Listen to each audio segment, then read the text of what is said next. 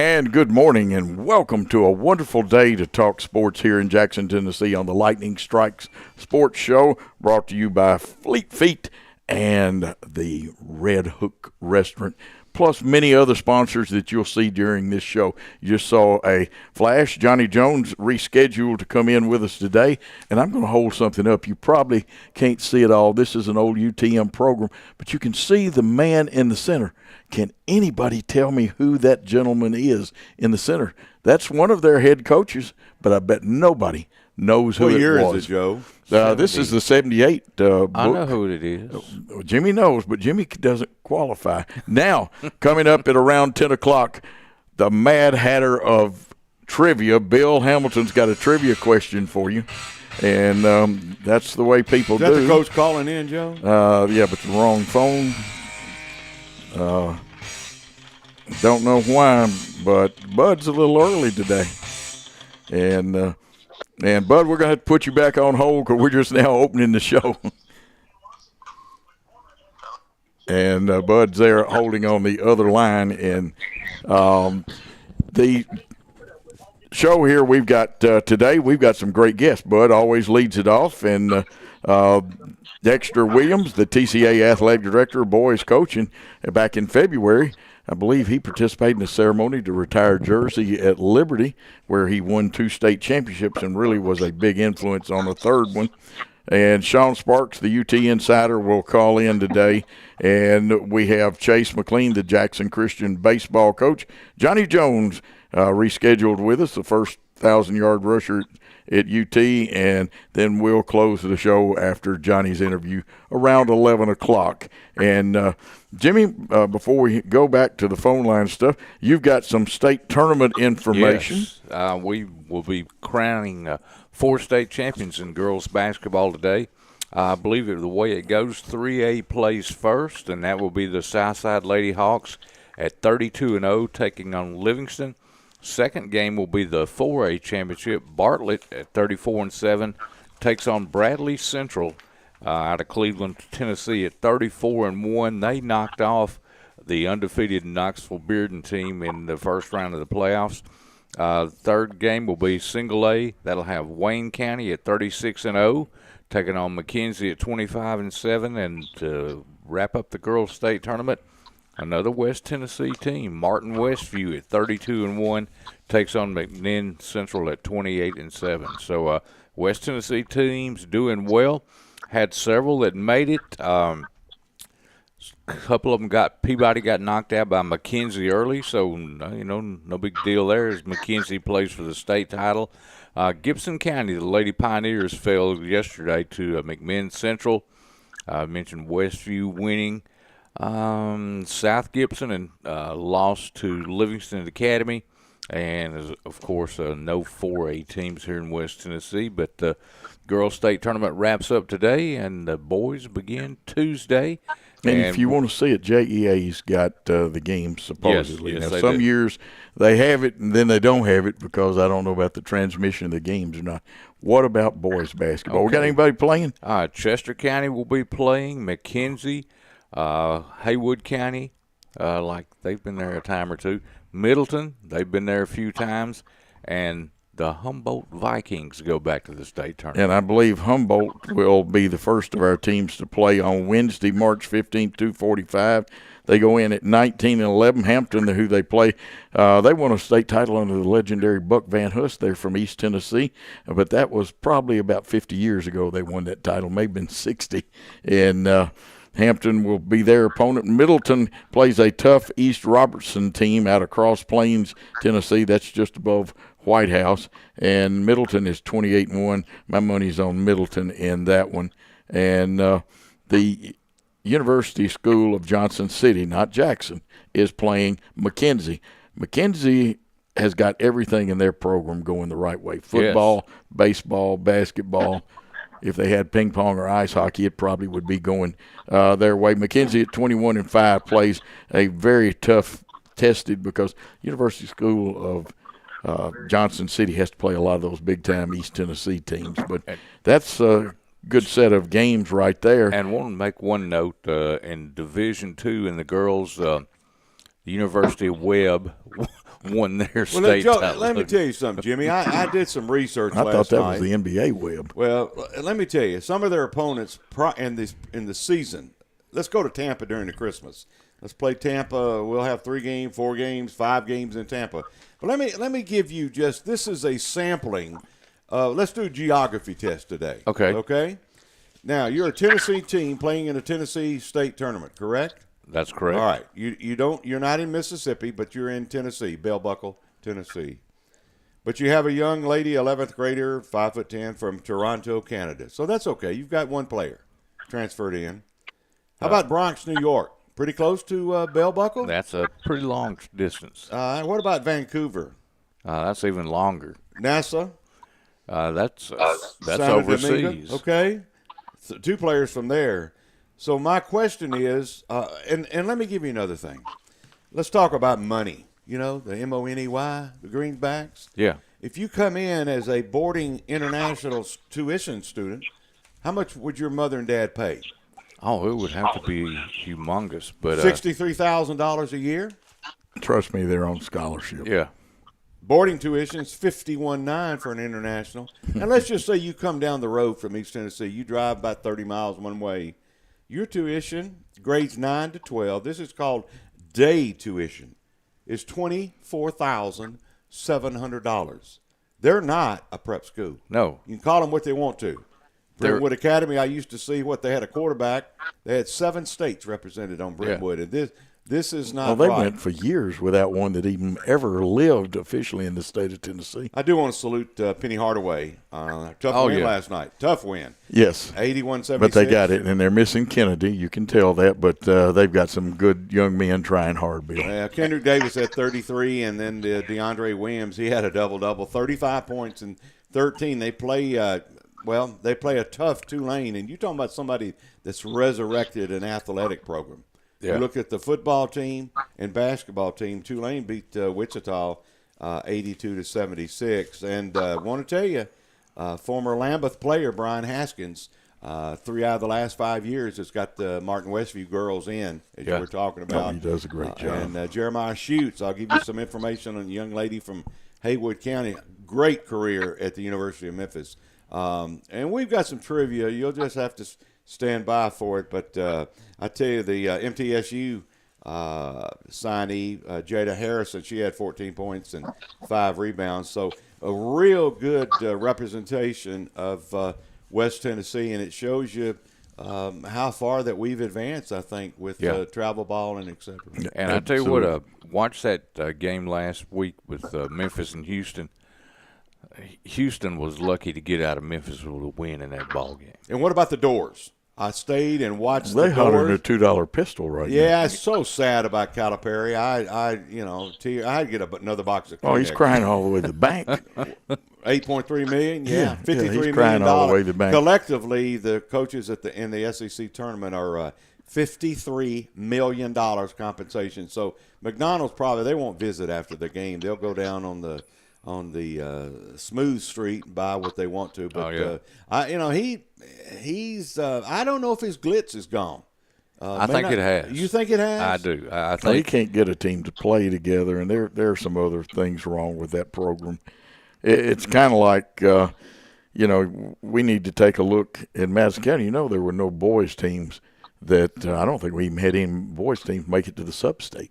No. Sacred Heart had a pretty good season, but but they didn't make it out of their region. No, but I think if you look at Haywood County as an example, great leadership, great broadcasters, everything going with them, great football program, basketball program, just an intense, and you got Blue Oval coming in there. They're going to. I tell you what, some of those executives, they'll have some good basketball players. They will, and then I'm holding it purposely. Bud's on the line. We'll let him and Jimmy hash it out about UT basketball, because to me, I was not very happy with their performance last night. A lot of people patting them on the back. Oh, they played hard. It was nip and tuck. There's only one stat that counts in any sport.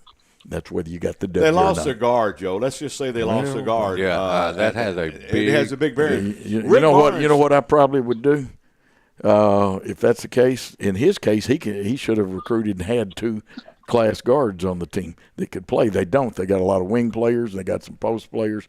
Now in high school, coaches can't go out and recruit them a backup point guard. Whoa. What did you say?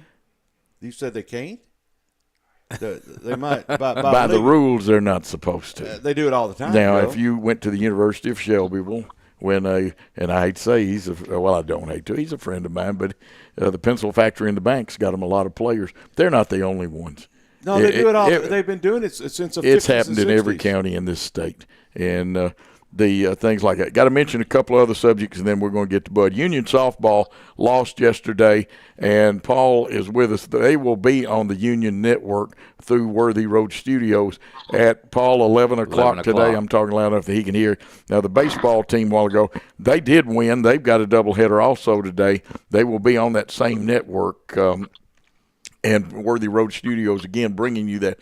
Do they start at 11, Paul? He's over in the corner. Both groups are starting 11. The women beat Valdosta last night, and you're talking about having a tough time now. Valdosta didn't go away very easy last night. Well, they said, Mark Campbell told them we were not in rhythm. Yeah. We had to come from behind, and but now. Well, maybe that's what's wrong with Tennessee. They're in a funk. Well, I don't know if they've got the best coach that they need. Plus, and he can recruit.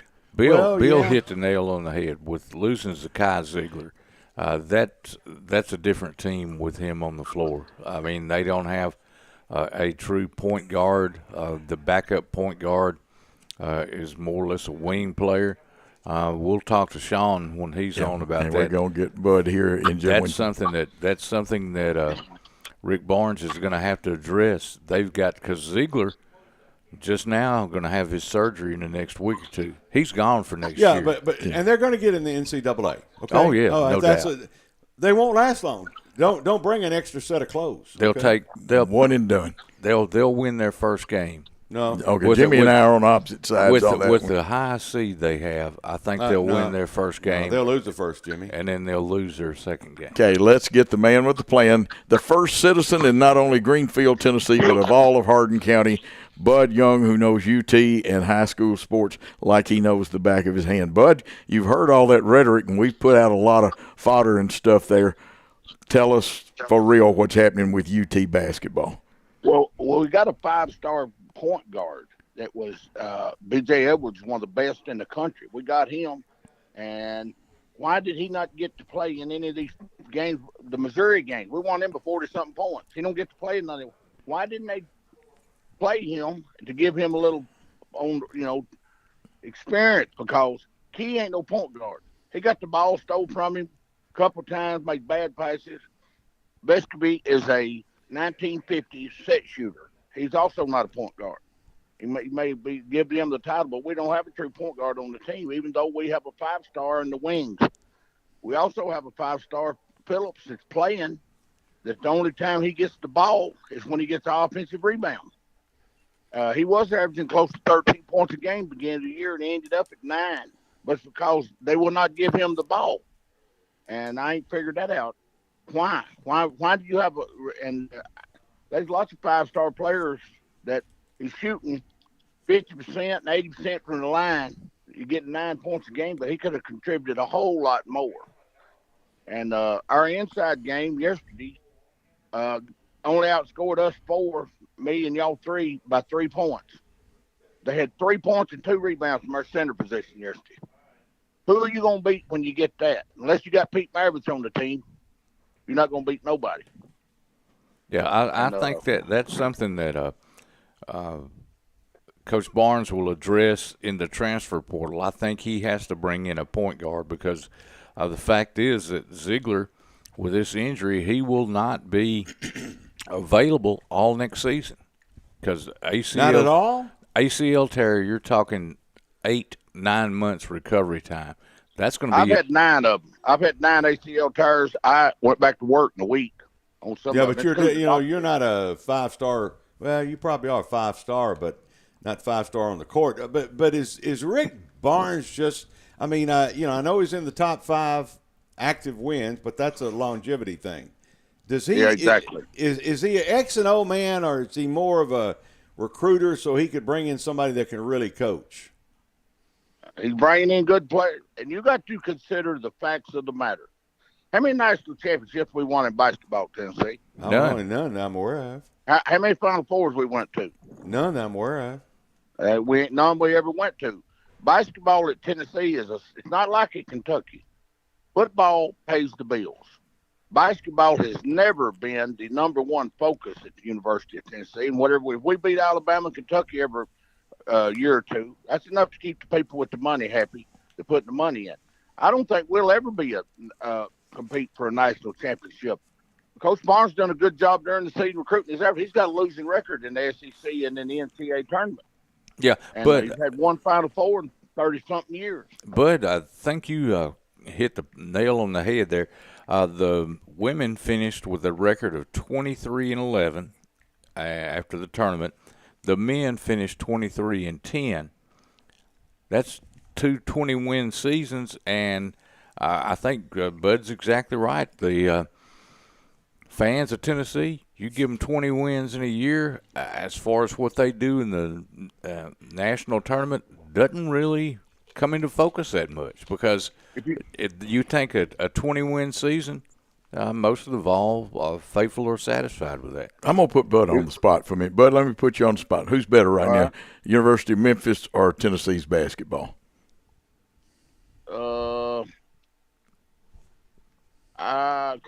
Talent-wise, I'd probably say Memphis has probably got a better team right now.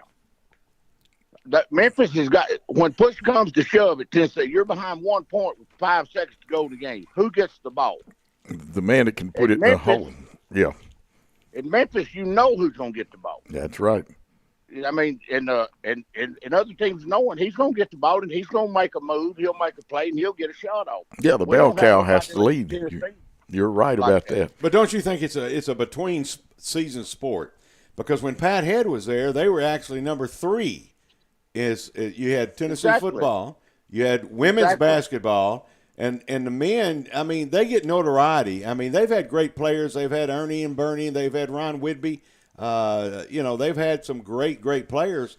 But if you look at it, the success that Vandy has had with a lot less on the floor.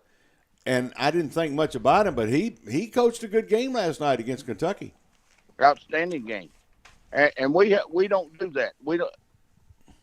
You can see there's times come out like Missouri come out yesterday. They come out of a timeout and set a pick. Well, their man had a wide open 3 to put them ahead, and that sealed the game. When they went up 72-69, they sealed the game because we scored. We had two buckets in the last 6 minutes of the game last night. 2 buckets. And you're not going to beat anybody at that level of play with 2 buckets with 6 minutes. Nobody. You're not going to win a conference game, much less an SEC tournament game when you score 2 buckets.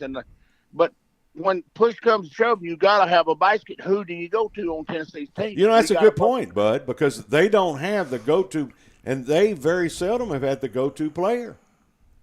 The only man we got that could be a go-to player is Phillips. And they'd rather give the ball, throw it in the stands as they had give him a shot. They're not going to let him contribute. They run 0 plays to him yesterday. He got 10 points, but he had to get them on offensive rebounds and putbacks. I tell you, got every point he got. He got 1 3-pointer in the corner, but they had to throw it to him because the shot clock was going off, and he had to get a shot off. That wasn't no plan for him to get the ball. That just happened to be the way. That's the only play I've seen that they could even be a semblance of him even getting the play. But let me bring up. Last night I was trying to get some information, and this Miles fella, when they were talking about capital murder charges, I think the AP article came out about it. It just reeks of havoc when you're talking about Jemiah Harris being murdered. They said they texted it to the All-American, first-team All-American, Brandon Miller, to bring his gun. And then they also said another player, Jaden Bradley, was at the scene, and neither Miller nor Bradley have been charged with anything. And basically what they say, the whole situation is heartbreaking, and that's kind of what they've said. What's going to happen? Nothing at all? Nothing. I hear nothing. It's going to be swept under the rug, every bit of that. So we lost when we had Duke Cruz. He was the best player we had on our team. He got caught with just a gun in his car, and he got thrown off the team. He he just had the gun with you, which is legal now, that you can have a concealed weapon in the state of Tennessee. But he got caught with just a gun, wasn't firing it, wasn't no incident, wasn't no nothing, just happened to have a gun in the car, and he got thrown off the team on account of that. Yeah, and that cost Tennessee that year. It cost him in the NCAA and the SEC tournament, him getting thrown off the team. Well, they say right now that Oates is he's pretty much saying that he was asked, did they have a weapons policy for his team? And his quote was, our players are required to follow the university policy on guns, which essentially bans them on campus. But, you go get a gun and give it to a player, and he kills a woman. That's not very good for college athletics, is it? If he didn't play basketball for Alabama, he would be under $100,000 bond in jail. Agree. That's conspiracy to commit a crime. You can't tell me why did he. People just don't call you at 1 o'clock and say, "Hey, bring me a gun." There's a reason they want you to bring them a gun, and it ain't to use the butt end of it to hammer nails with either. They didn't ask him. He knows why he was bringing that gun. Let's be real. That way, if you bring somebody a gun only does one thing, and that's fire bullets. It don't serve no other purpose for nothing. When you run out of bullets, you can use it as a hammer to knock somebody out. But it's only used to shoot and kill something. That's the only reason you have that.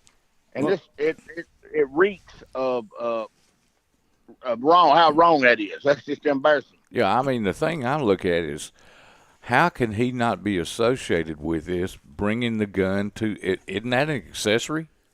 Well, I mean, there's all kind of technical. They've got law groups. There's and 4 things. felonies he could be charged with. 4 felonies. And he could do life in the pen on conspiracy to commit a felony or commit a murder. That's a life. You can get a life sentence for that. And he's got other. He conspired. Why did that man call him and text him to bring a gun? What was the reason that he told him to bring a gun?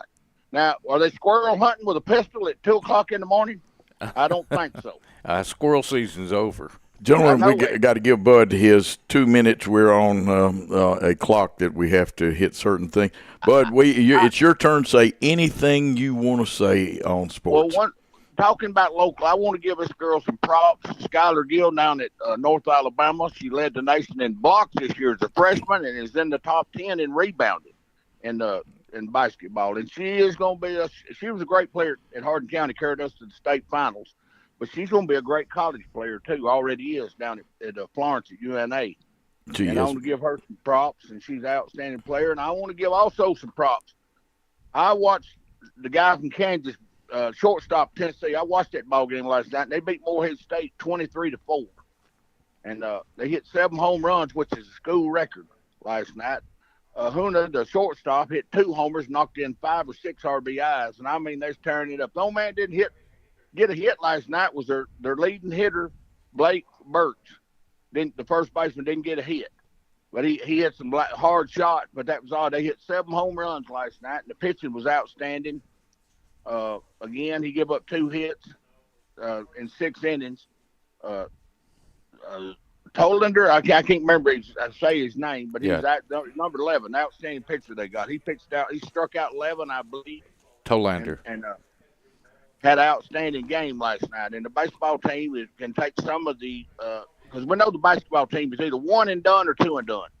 My feeling is, looking at our schedule, we will be a 5 seed. I think we'll be a 5 seed. 3. And that way 3. Still a 3. We're going to see which one of you two gentlemen right on that, Bud. You look at how we going to be ranked ahead of Missouri. Missouri beat us twice. Just the Joe Lenardi. They had him last night after all the ball games were over, and he still says Tennessee is a 3 seed. And I'd like to know what he's basing that off of. I know he's supposed to be the know-all, do-all, but we don't have the – if you got a brand-new Cadillac and you ain't got the keys to it, unless you got some strong youngins that's going to push that car, you ain't got nothing.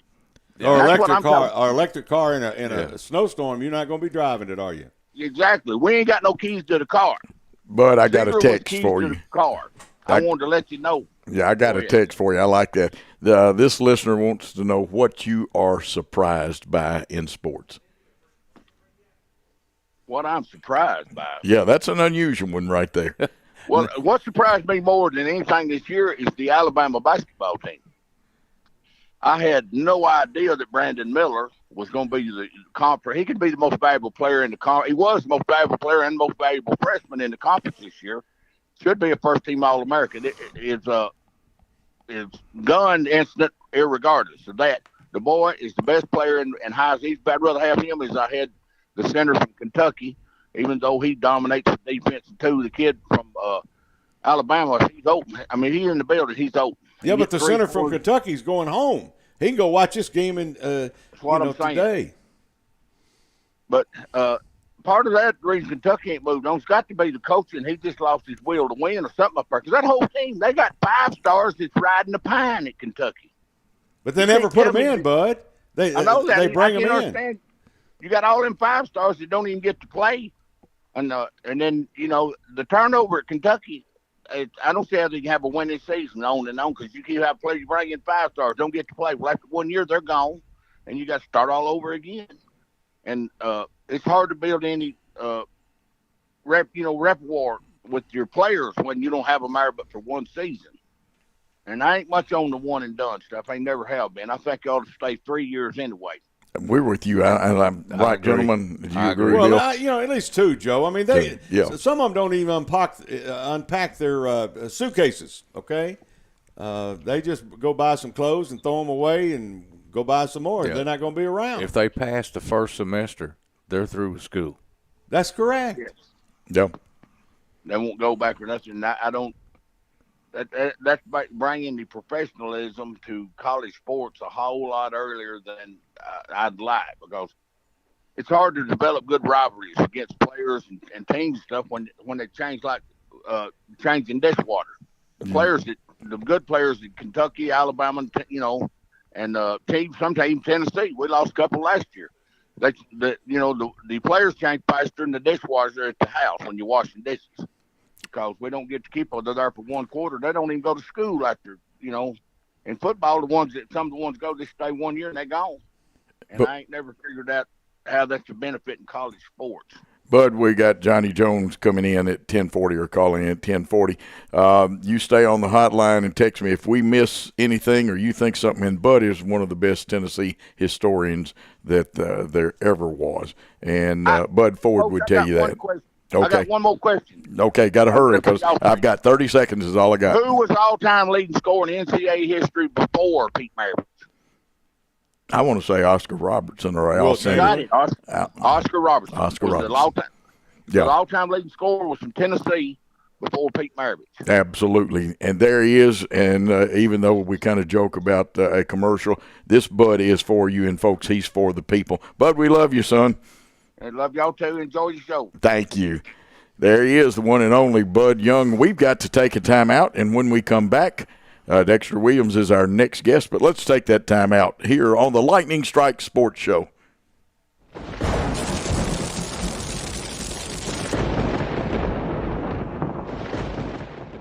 Fleet Feet, your locally owned source for the best shoes for school, work, running, and everyday comfort. They offer a 3D scan of your feet and professional fitting. Fleet Feet sells the top-selling brands Hoka, OnCloud, and Brooks. To add comfort to your spikes or other performance shoes, let Fleet Feet fit you for a pair of arch support inserts. Get the quality you want and the service you deserve at Fleet Feet in Jackson on Oil Well Road beside Walgreens.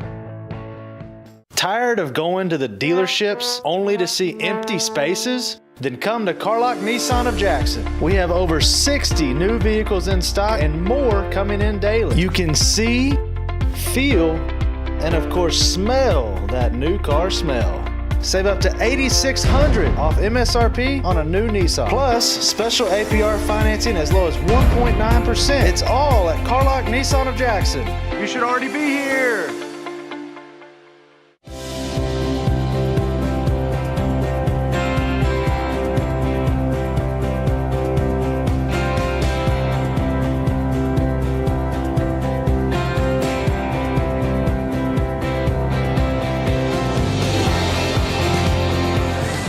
At Dynamics Physical Therapy, we help our clients get back to doing what they love. Dynamics is now serving communities throughout West Tennessee.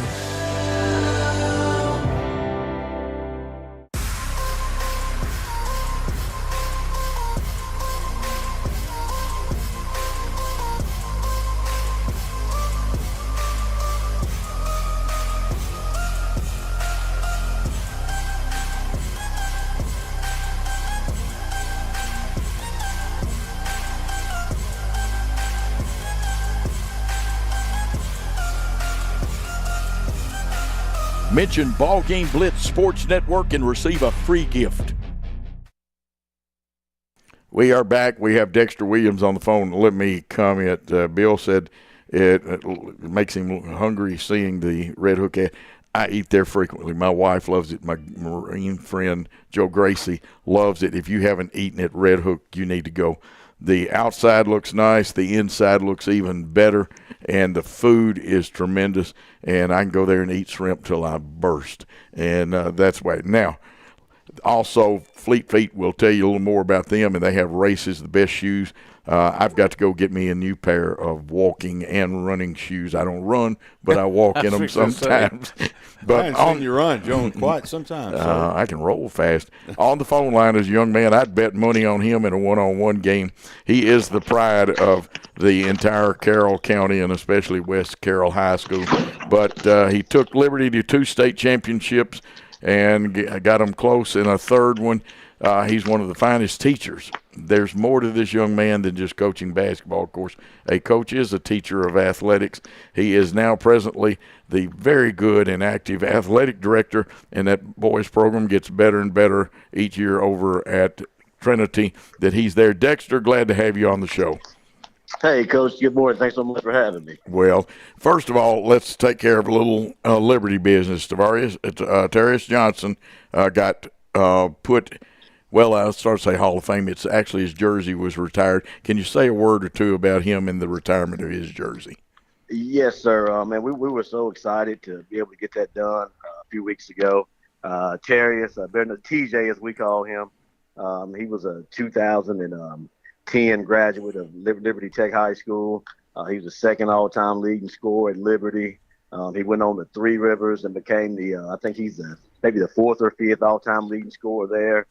Left there and went to Eastern Kentucky, had an outstanding career, led them to the NCAA tournament. And, it was just one of those things where, we retired several kids' jerseys at Liberty Tech, but there was one missing. It's been such a turnaround in faculty and staff there.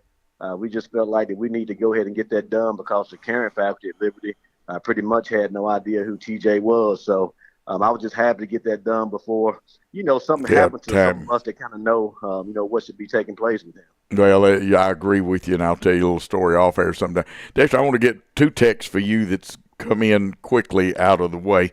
One of them says they want you to talk about your present TCA team, this past team, and next year's team. But the other text is a very interesting question that I have been wanting to ask you. We talked about this a long time ago. But do you ever want to coach college basketball? Which one do you want me to tackle first? Tackle the first, the one about college basketball, and because that's one that I know right now your focus is TCA, but go ahead and tell the fans if you've ever thought about it. I'd say yes, sir. I have, especially earlier in my career back at Liberty Tech when I was much younger. A real eager and excited coach. I mean, I still am, but you know how it is when you're in your late 20s, early 30s. You think you can conquer the world. But every now and again, I always ask myself, what would that have looked like had I pursued an opportunity to be able to coach on a collegiate level? One thing I've learned to say is never say never. You never know what's going to happen and where God's going to lead you. But right now, I am very happy in my current position at Trinity Christian Academy. Let me ask you something, Dexter. The other day, and I say this, and you've been a tremendous coach, father, superintendent, etc. I go to the basketball game and sit up in the loft, and I watch your lovely daughter with a cheerleading outfit. Never stop. Never stop. One of the most enjoyable I enjoyed watching her with the vim and vigor being a cheerleader than even you coach.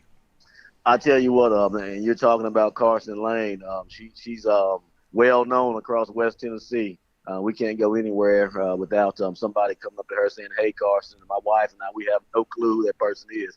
But I'll tell you, she's an absolute joy to our family. Even beyond that, she brings joy to anyone she comes in contact with. And I can't tell you how many times that people have made that same comment that you just made about that's one of the highlights of their days with coming to TCA games, getting an opportunity to just watch her do what she loves to do with such joy. I mean, she doesn't have a care in the world. She's enjoying herself, and she has no clue the type of happiness that she's bringing to others. So, man, I appreciate you recognizing that. Dexter, got a question for you. Boys State tournament begins this week.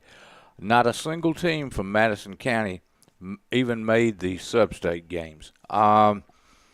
Is it just a drop of talent in West Tennessee, or just going through a cycle that all these teams are just not as competitive as in years past? I'll tell you, Coach, I noticed that a few weeks ago when I think Southside Girls were the only team to win the first round of the region, I believe. I think after the first round of the region, they were the only team standing in Madison County, public schools, that is. I found that quite interesting, a little disappointing, to be honest, because there's a lot of talent in Jackson, Tennessee. And I do feel like there are a couple of teams that are talented enough to still be playing right now. But, for some reason or other, they're not. There's definitely been a drop-off in talent when you look back to past years. So there's no secret about that. And that's all across West Tennessee. But I do feel like Jackson, Tennessee had a team or two in the public sector that was good enough to still be playing right now. But they're just not. Dexter, during the week, and it's going to come up, and I'm going to ask it.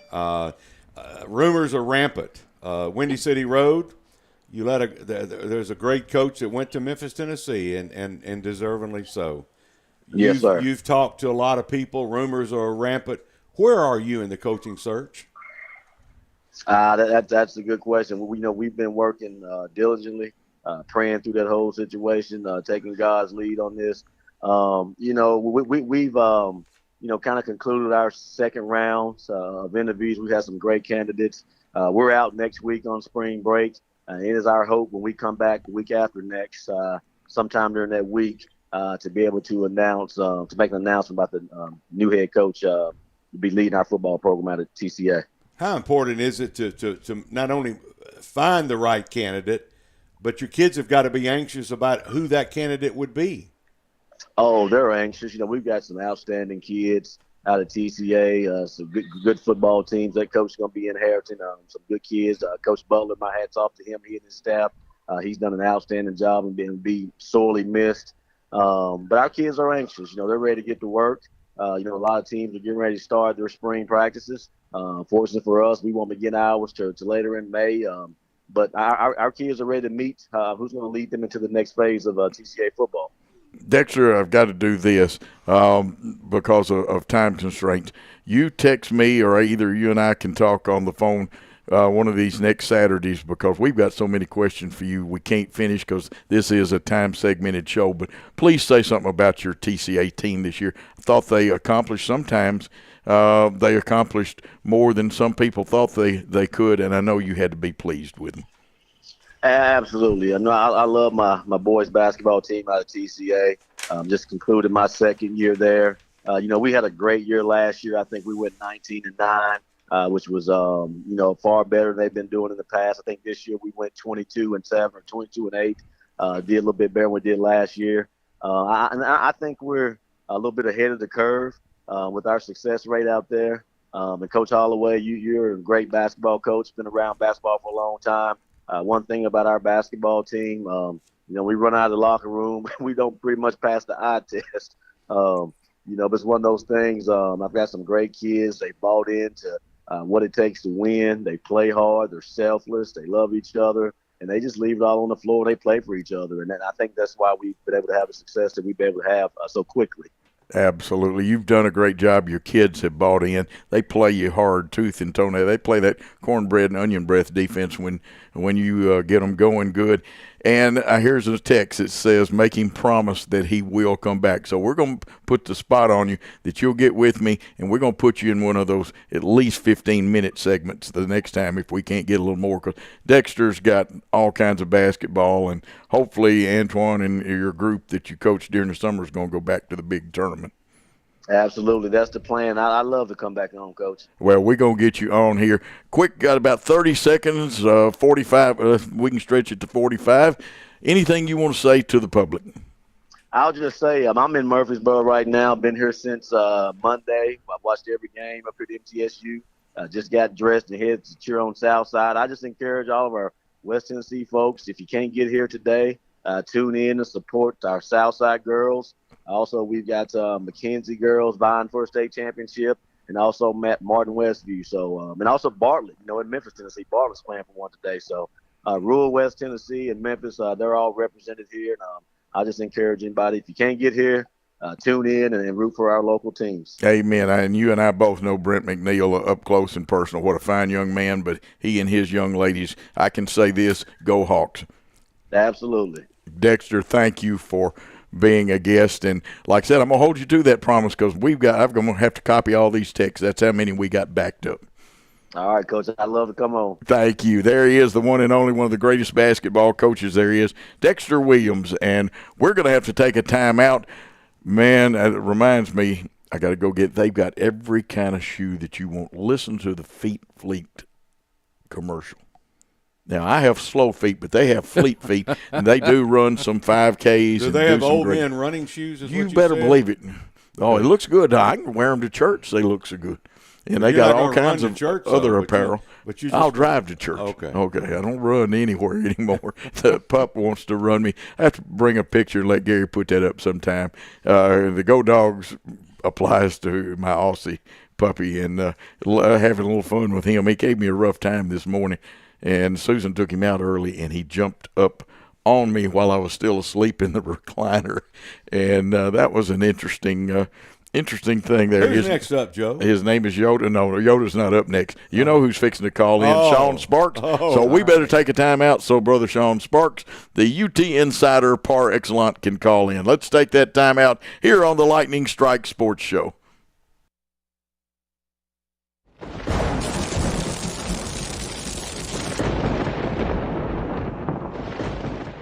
Thompson & Smith, the area's premier independent insurance brokerage, has been serving families and businesses in the region through its founding companies since 1927. With their many insurance company partners, Thompson & Smith provides insurance products for family, home and auto, contractors, retailers, restaurants, manufacturers, medical and dental clinics, as well as any other business or organization seeking quality coverage, risk management expertise and customer-focused service. Call them today to discuss your insurance needs. The BallGame Blitz Sports Network by Worthy Road Studios. With over 750,000 views in 2022, we are where you need to advertise. Please subscribe to our Worthy Road Studios YouTube channel and join the other 4,000 subscribers watching local sports, including Union University, USJ, TCA, Jackson Christian, and Peabody. Our multi-camera broadcasts include slow-motion instant replay, on-screen scoreboard and graphics, and professional announcers. Thanks to our sponsors who make it all possible. BallGame Blitz Sports Network by Worthy Road Studios, the premier sports broadcast network in West Tennessee. This could be a true story. On October 3rd, a 2003 hatchback struck and killed a deer that goes by the name Buck. I know, right? He now has Buck's head proudly displayed on his living room wall. He tells a different story. Shot it. No, he didn't. And to hide his lie, he took his car to Mitchell's Body Shop. No, I didn't. Yes, he did. And lucky for him, they made it look good as new. And as for Buck, the story continues.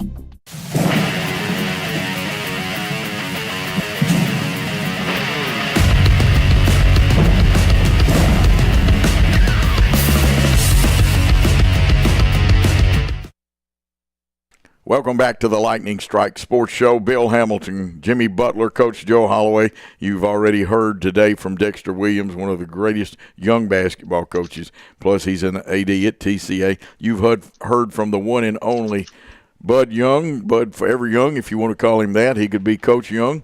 And like I said, he knows high school and backwards, forwards, college, and a nice tip he gave us on a player at North Alabama that had played for Hardin County. But on the phone line, I have promoted him to greatest insider in the state of Tennessee. And he's such a good insider that the text I'm looking at here, they text me 3 questions, and it says, what time is Sean Sparks on? They don't ask about me or you when we're on, Bill or Jimmy. They just want to know when Sean Sparks is on. Sean, your fan club is awaiting you. Yeah, how's everybody doing today? We're doing great, and great since you've called and stuff. I've got to start because I want to ask you about a young man, and I'm going to have to go back to my notes and look about it. I heard he was playing with the Aussie baseball team in those World Games or whatever. Liam Spence and supposedly had a good game, and they're going to advance to the second round, or either they won their first game. You know anything about Liam? I just remember his time at UT. I know we've got a lot of, past UT players that's doing well in spring and world ball right now. Jordan Beck's over at Colorado Rockies. He's doing well. Lipsius, Andre Lipsius, he's been playing with the Tigers. He's been tearing it up in spring. So there's a lot of guys that's doing really well right now. You mentioned tearing it up, Bud, just accolades about your shortstop. You finally get him eligible. He's a real deal, isn't he?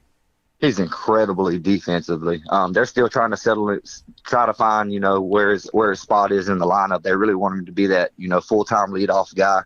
But he's incredible defensively. I don't know if you remember Andrelton Simmons from the Braves, a few years back. He reminds me so much of him. And, Sean, you look at the fact that the men's baseball team lost their first 2 games of the year, haven't been defeated since then. The softball team only 1 loss on the season, and they're winning games 14-1, 16-0. I mean, this is a very impressive group of softball players playing for the Lady Vols this year.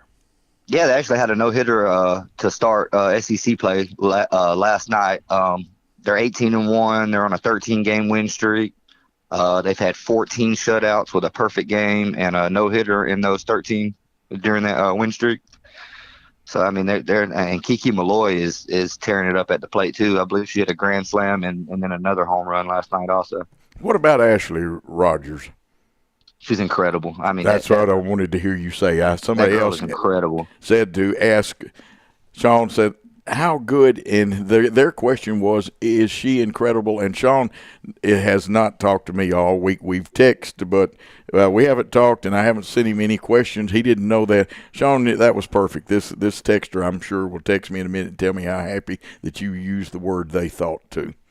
Well, now the other girl, Carolyn Pickens, she's right there with her. They got 2 really stud pitchers. And that's what you got to have. You look at the history of Tennessee softball, they've been known for having outstanding pitching. We had 2 from right here in Jackson, Tennessee, the Renfro sisters. But other than that, they've always seemed like a dominating pitcher on that softball team. Oh, yeah. I mean, to me, we've got the best ever in Monica Abbott. I mean, just what she done, even after her UT career and professional, is I mean, one of the all-time greats. Sean, it's kind of unusual. I sit here, and we're talking baseball. We're talking softball. You've got some track and swimming and et cetera. The positioning of the University of Tennessee athletic program is probably near the top all time in the total program, correct? Yeah, I agree. Right now, I think it's the best university across the board. Just to give Coach Joe's little Fleet Feet a shout out. We had some people with Fleet Feet. Dylan Jacobs, 5K national champ yesterday. And then JCS Spears ran the second all-time fastest 60-meter yard dash. So it's all sports for sure. So is it Danny? Is Danny? I mean, he's the leader, so it's got to be a lot of attributed to him. But girls basketball, it's going to be hard to follow in right now with South Carolina in their position on women's basketball, isn't it? Yeah, and I think Kelly Harper, we've hit on her a few times. There may be some inconsistencies, but I believe overall she's still doing a good job. I mean, this team, with how down everybody got early, I think she's, done more than what we expected. Yeah, we were talking about that earlier, the fact that probably Tennessee men's basketball probably will go 2 games into the NCAA tournament, but we're looking at overall records. Both the men's basketball team and the women's basketball team, 23 wins and 11 losses for the women, I think, and 10 for the men. That's not elite, but consistent. You'd have to say a consistent season by both squads. Yeah, absolutely. And that's one thing with Rick Barnes. You're going to get 20 wins a year out of Rick Barnes. And then we usually do well in the SEC tournament. We won it last year. We got booted last night, though. But just when March comes around, this is a tournament sport. I I don't know. But, yeah, 20 wins is impressive each year. And the big sport begins here, spring practice starting in football, and I'm sure a lot of eyes will be on that team.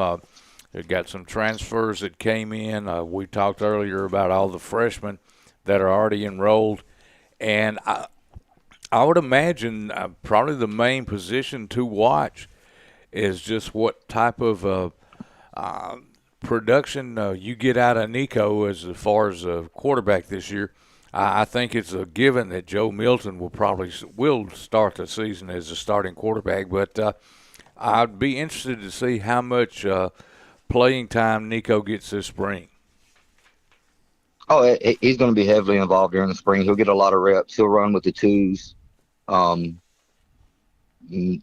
But like you said, I mean, it is Joe's team, and at any time if we've got to make a quarterback change, then I'll feel comfortable. But at the same time, I don't think the season's going where we want it to if we've had to make a quarterback change. Absolutely. Listen, I've got a bunch of texts built back up, and several of them have similar information. But one of them, the baseball record I was just sent is 12-3. That's correct, right? Mm-hmm.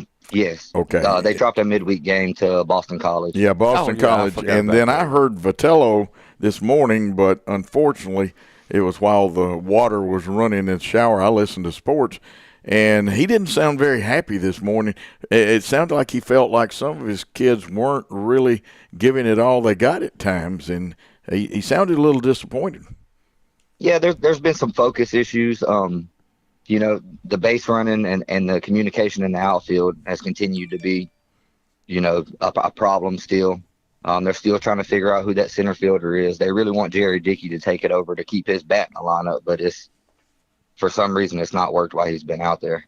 And, Sean, we've talked about this in the past. The fact is that Tennessee, as far as baseball, they are replacing every single position player that started last year. And, to get off to this impressive start, still, there's things to be worked out as we get ready to enter SEC play here next weekend.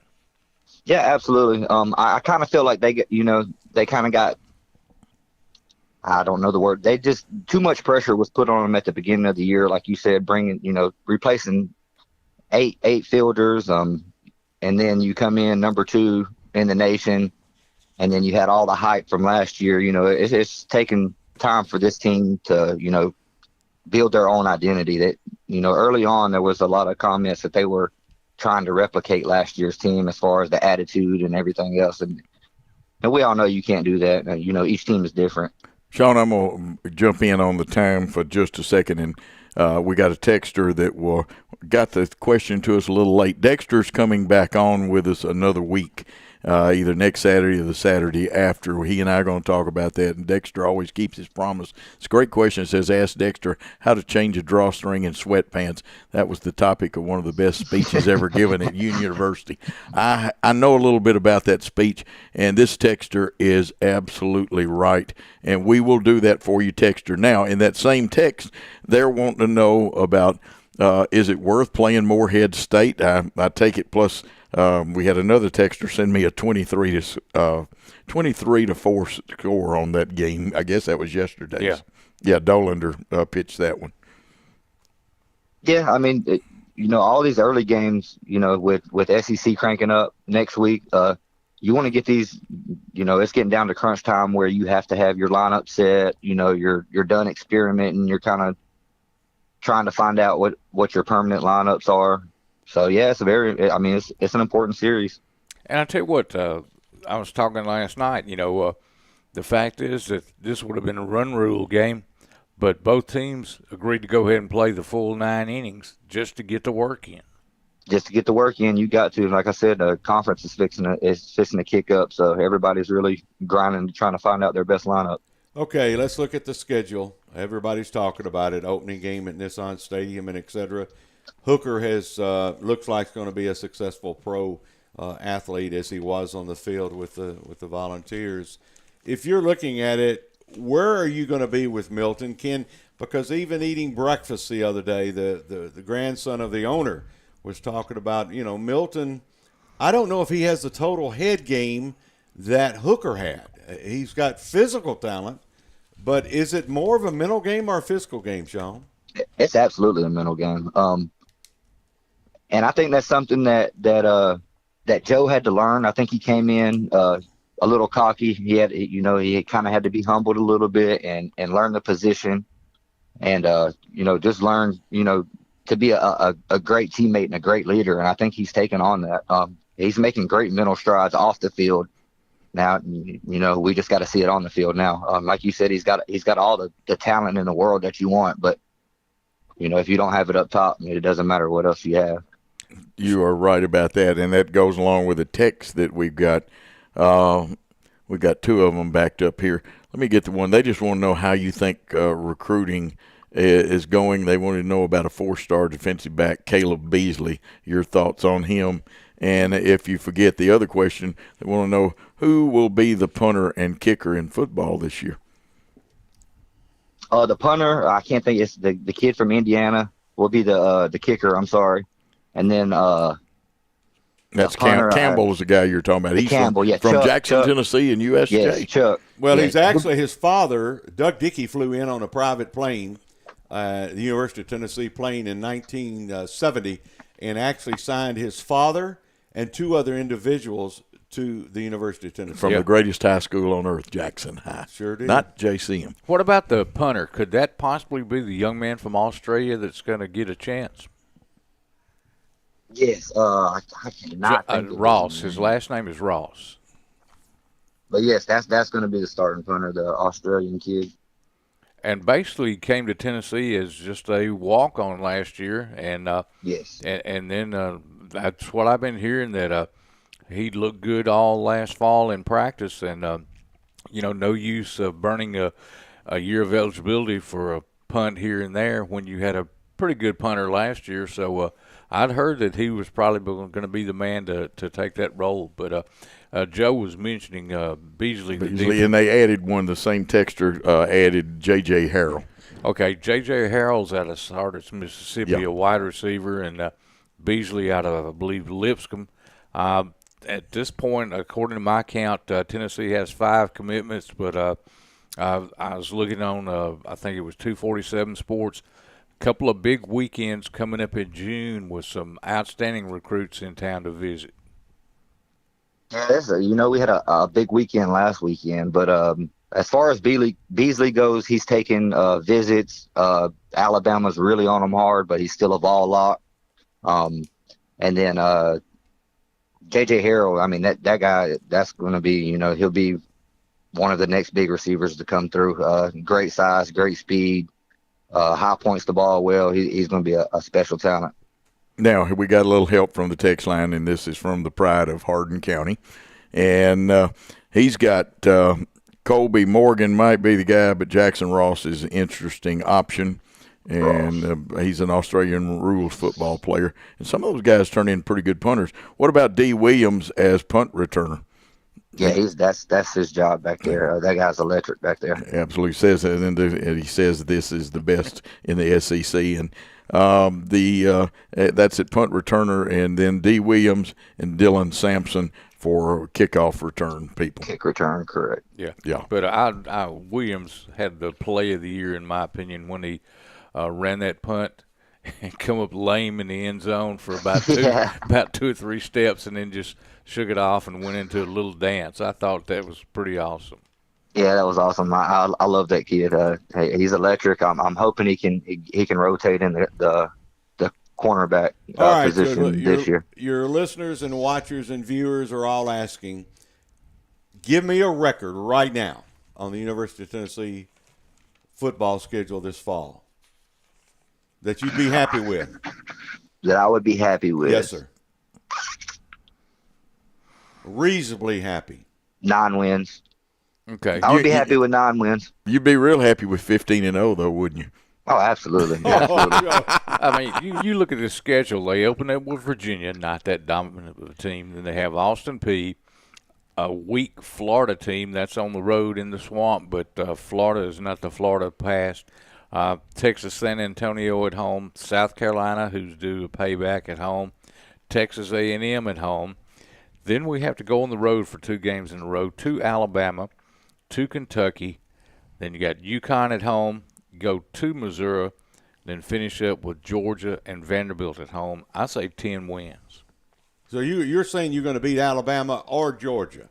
One of those is what you're saying. You've got A&M also, and Yeah. I think A&M's going to make a big jump this year.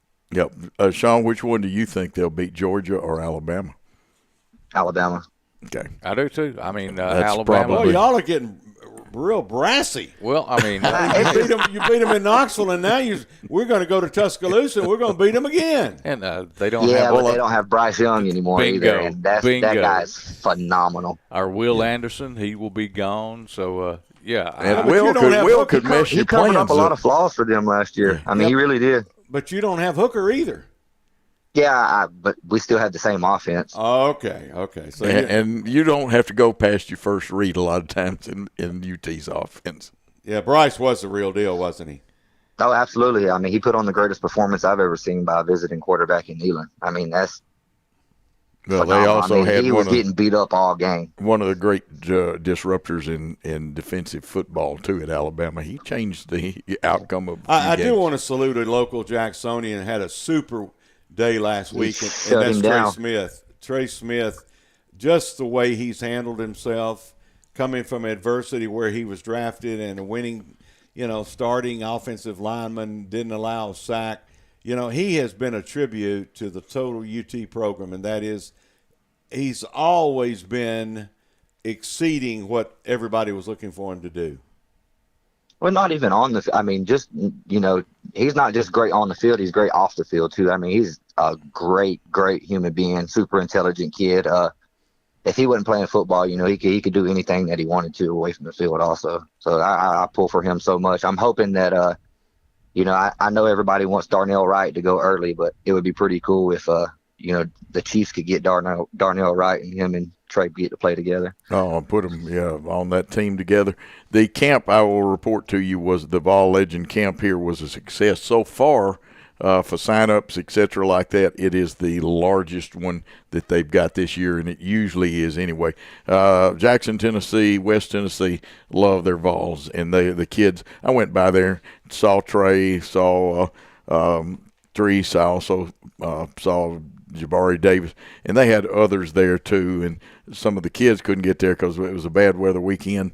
But as far as the UT players, and they had some older players there, it was a great camp. Kids learned a lot at that one. You need to be here for one of those things or go to one close to you because they are very good camps, Sean.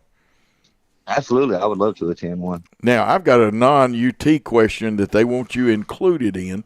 And, gentlemen, and Sean, we may go over a few minutes. I told you that when I did finally text Sean this week. Heard Josh Pastner had been fired, which is true, at Georgia Tech. I can't believe he was ever at Memphis in the past. Well, you got any thoughts about Josh being fired at Georgia Tech? I have no answer for that. Okay, and that's kind of a tough question on him. And then the other, we had the almost same text. We've got it twice, 2 different numbers. And, gentlemen, I am not surprised he was fired. I'll go ahead and say this, and then we'll save some of the Josh Pastner discussion for the next segment when we have trivia and things like that. But Josh probably was never meant to be a head coach in college. He is one of the best. He could be your associate head coach. He's a great assistant. He does know basketball, and he can recruit some. But and recruiting to Georgia Tech, and Sean, if you want to put something on there, that's a tough place to recruit in football or basketball, either one. For real. Yeah. I mean, you've got Georgia. I mean, you've just got so much around you. Plus, it's similar to Vanderbilt as far as academic restrictions getting in. Okay. And let me tell them this. Trivia will come up after a short break. And also, I know Jimmy's got a question, and let him ask it. But add Jonathan Eccles, they say, to the count of people that they want you to talk about. And I'm going to turn it back to Jimmy. All right, Sean, we talked about this a little bit earlier. Zakai Ziegler probably gone for the majority of the season next year. Looking at what Coach has already recruited in basketball, does he hit the transfer portal to try to find a point guard this offseason? Yeah, I've heard. I'm not sure if the point guard from St. Louis that we was going to bring in last year, I'm not sure if he's going to go pro or if he's going to stay. That's an option if he comes back to transfer in. We really needed him this year. I don't know if y'all know the whole story on that. Me and Coach Joe can talk about that off the air. But they'll probably hit the portal, and then they're trying to bring in, it looks like, at least one through the recruiting also. So. And we had Bud was talking earlier about B.J. Edwards, the fact that he hadn't got very much playing time. From what I read and have gathered on Coach Barnes, unless you are basically towing the line in practice, that means less playing time during games. Yeah, he's not where Barnes wants him to be defensively. They consider him as a defensive liability. I mean, he can score and all that, but if you can't play defense, then Barnes isn't going to put you in a rotation. Let me ask you this: if Barnes, he's not going to be there forever. Let's look like 5 years in a row. If you had a pick of any coach in America, pocketbook didn't mean anything, who would you bring as a succeeding coach to Rick Barnes? 2 months ago, I would have told you Nate Oates, but with all this, yeah, you talking about the guns and stuff. Yeah, you got to stay away from that type of culture. I don't want to win at that cost. All right, now, so who would it be then? I like the Musselman guy. Yeah, Eric is he's smooth. What about Dennis? I really like him. So I would probably go Musselman. What about Gates from Missouri? The job he's done in his first year. Yeah, he's doing a phenomenal job. They play fun basketball over there. It's totally different than watching us. But yeah, I mean that would be a.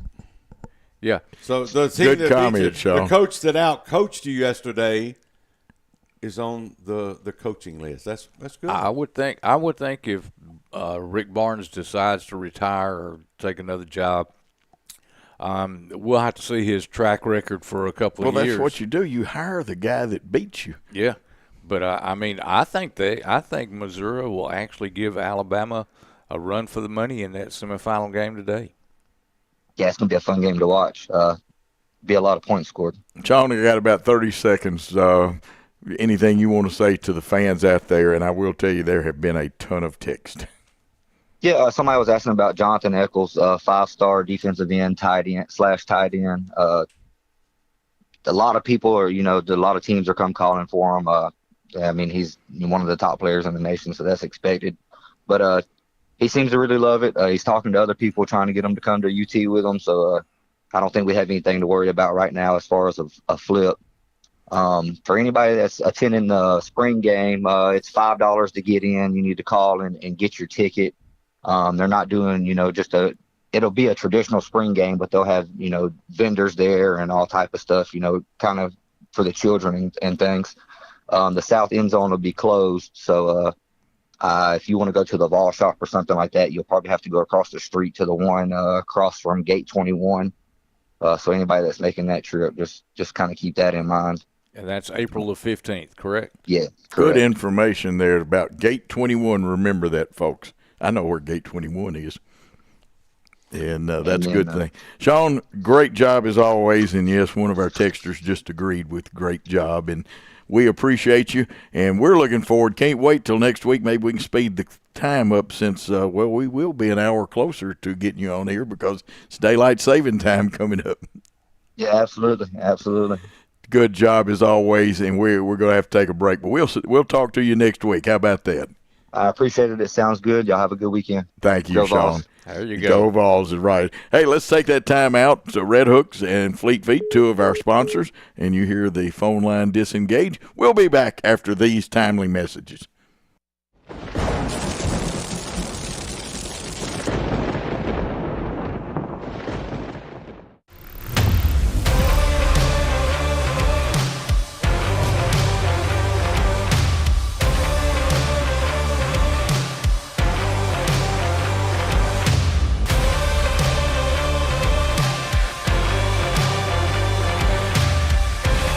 Dynamics Physical Therapy, your elite provider in sports medicine and performance.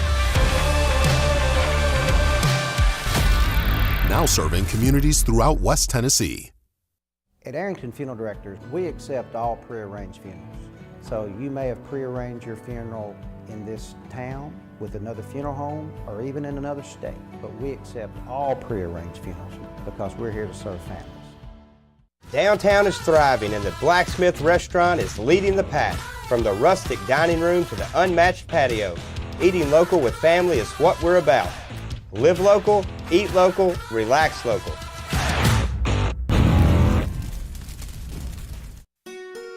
We realize you have a busy lifestyle, and at the Bank of Jackson, we're here to help you fulfill all of your financial needs, personal and business loans, mortgages, online banking and bill pay, and so much more.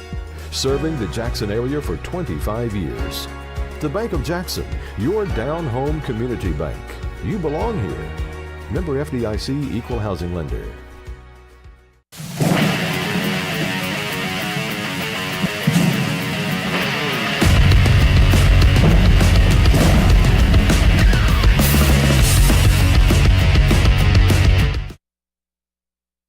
And we are back here on the Lightning Strike Sports Show, brought to you by Worthy Road Studios and the BallGame Blitz. And, folks, we ate into our trivia time a little bit, but Bill's got your question. And a texter, since right now we're only taking text except for our incoming phone calls, we will get maybe one phone call extra day we didn't expect. It is kind of a setup, but not the kind that some stations do. And like dial them up on air. And we're going to get them on, but here's the suggestion, and we like the rule. Now, if somebody can answer it on the text line, and you have to answer on the 731-343-9929, and guys, I will ask you, will we accept a text on my phone? Some people are still only wanting to. You want to? I think it'd be fair. Can we talk either text line? But you know what they're going after. But you have to know my phone. But you have to. You also, we're going after David Clifton and his son and nephew, and we're talking about Pig House. Pig House. Y'all know where the Pig House is? Yeah. Yes. What down about there the off road? of Campbell Street? You go in the little half roundabout there. Roundabout. You know, I'm giving the instructions with my hands in here. You go up there, you're going to get the nicest people. Great menu right there.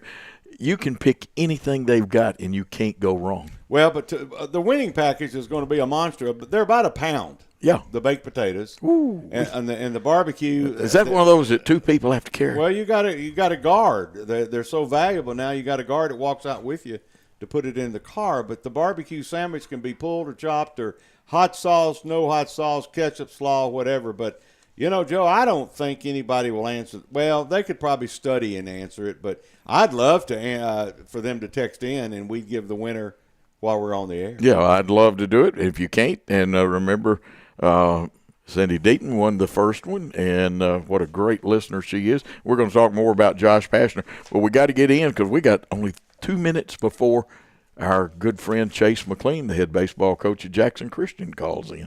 Are you ready for it? I'm ready. All right, girls' championship basketball is, up the road, so to speak, okay, in Murfreesboro. There was a local Jackson girl that played, I'll give you the team. She played for USJ.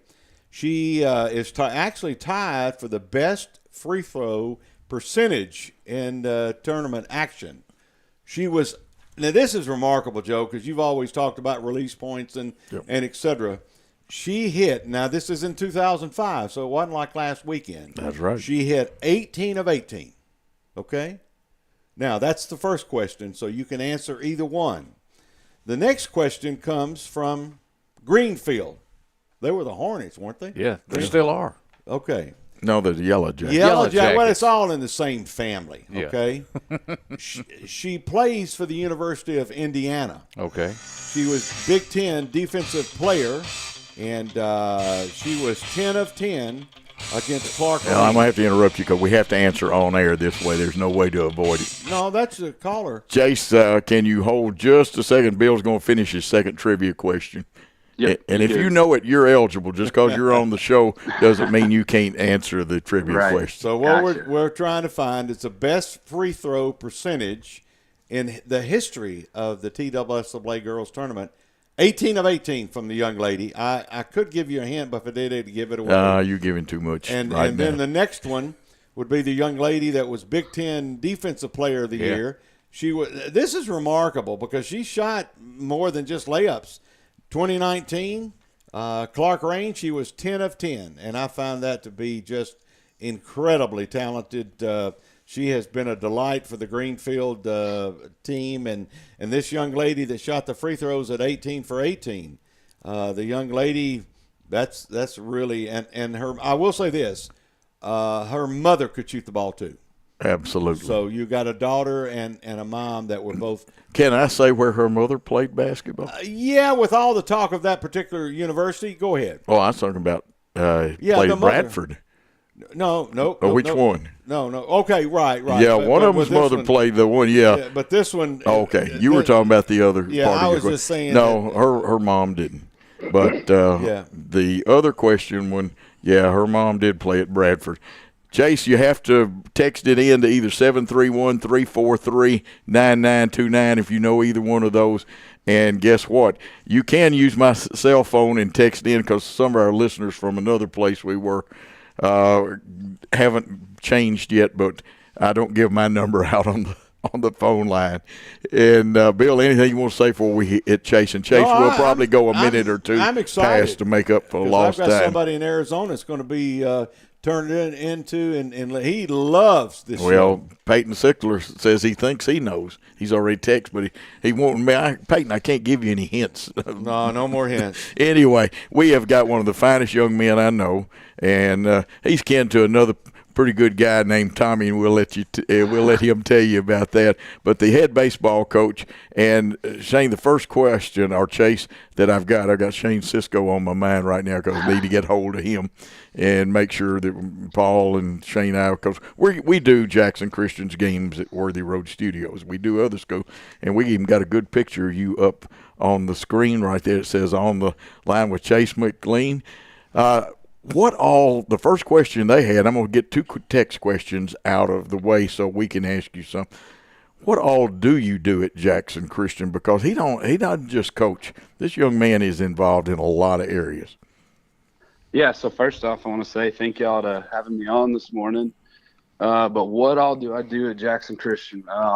First off, I'm the head baseball coach. I'm also teaching a cornerstone, 2 multimedia classes, help out with football on Friday nights. I'm also in marketing at the school, working for Janet Wiley, which has been awesome this year. She's been an awesome addition to what we're doing there.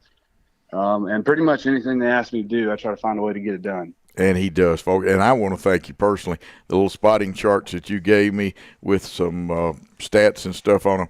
Chase and his class, the CBS people, ABC, they don't have any better spotting charts than we do, than the ones we get from Chase.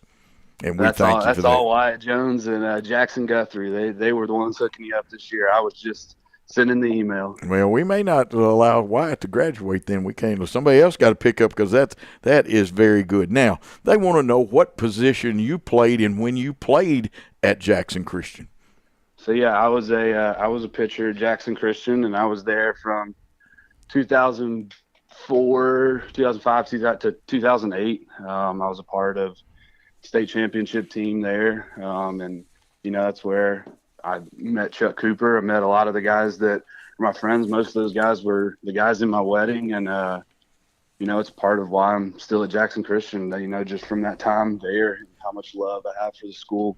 Yeah, it's amazing, Chase, that you say that because I happen to have a daughter teaching. I've had 2 children graduate. The family atmosphere at Jackson Christian is second to none. And I can say that as a fan, a spectator with 2 grandsons playing football there. When you start looking at that, I think the more important, I call them life lessons. And that's the one thing that a baseball coach at Jackson Christian, your previous baseball coach and yourself, you really give more than pitching lessons and hitting lessons. You give life lessons, don't you?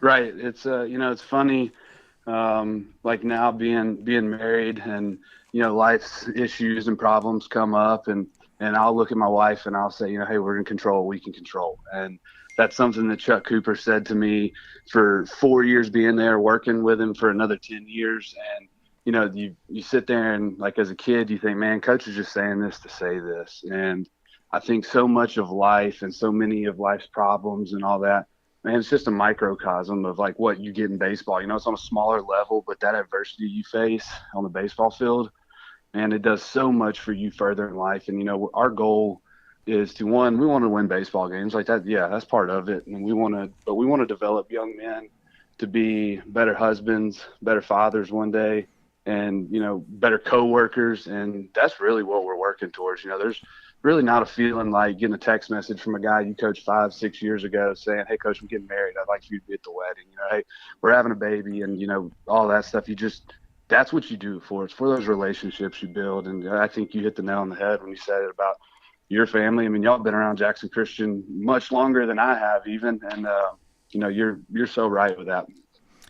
Coach, I've, you know, followed Jackson Christian for years. I remember a young man hitting a baseball. I mean, a storied program out there at Jackson Christian as far as baseball, but a young man that went on to some pretty good fame in the broadcast booth. I remember Chris Harris hit a baseball one day, and I still think that ball's out there somewhere. They're still looking for it. Yeah. But you look at the history of baseball there at Jackson Christian. They've had some outstanding teams and players over a number of years.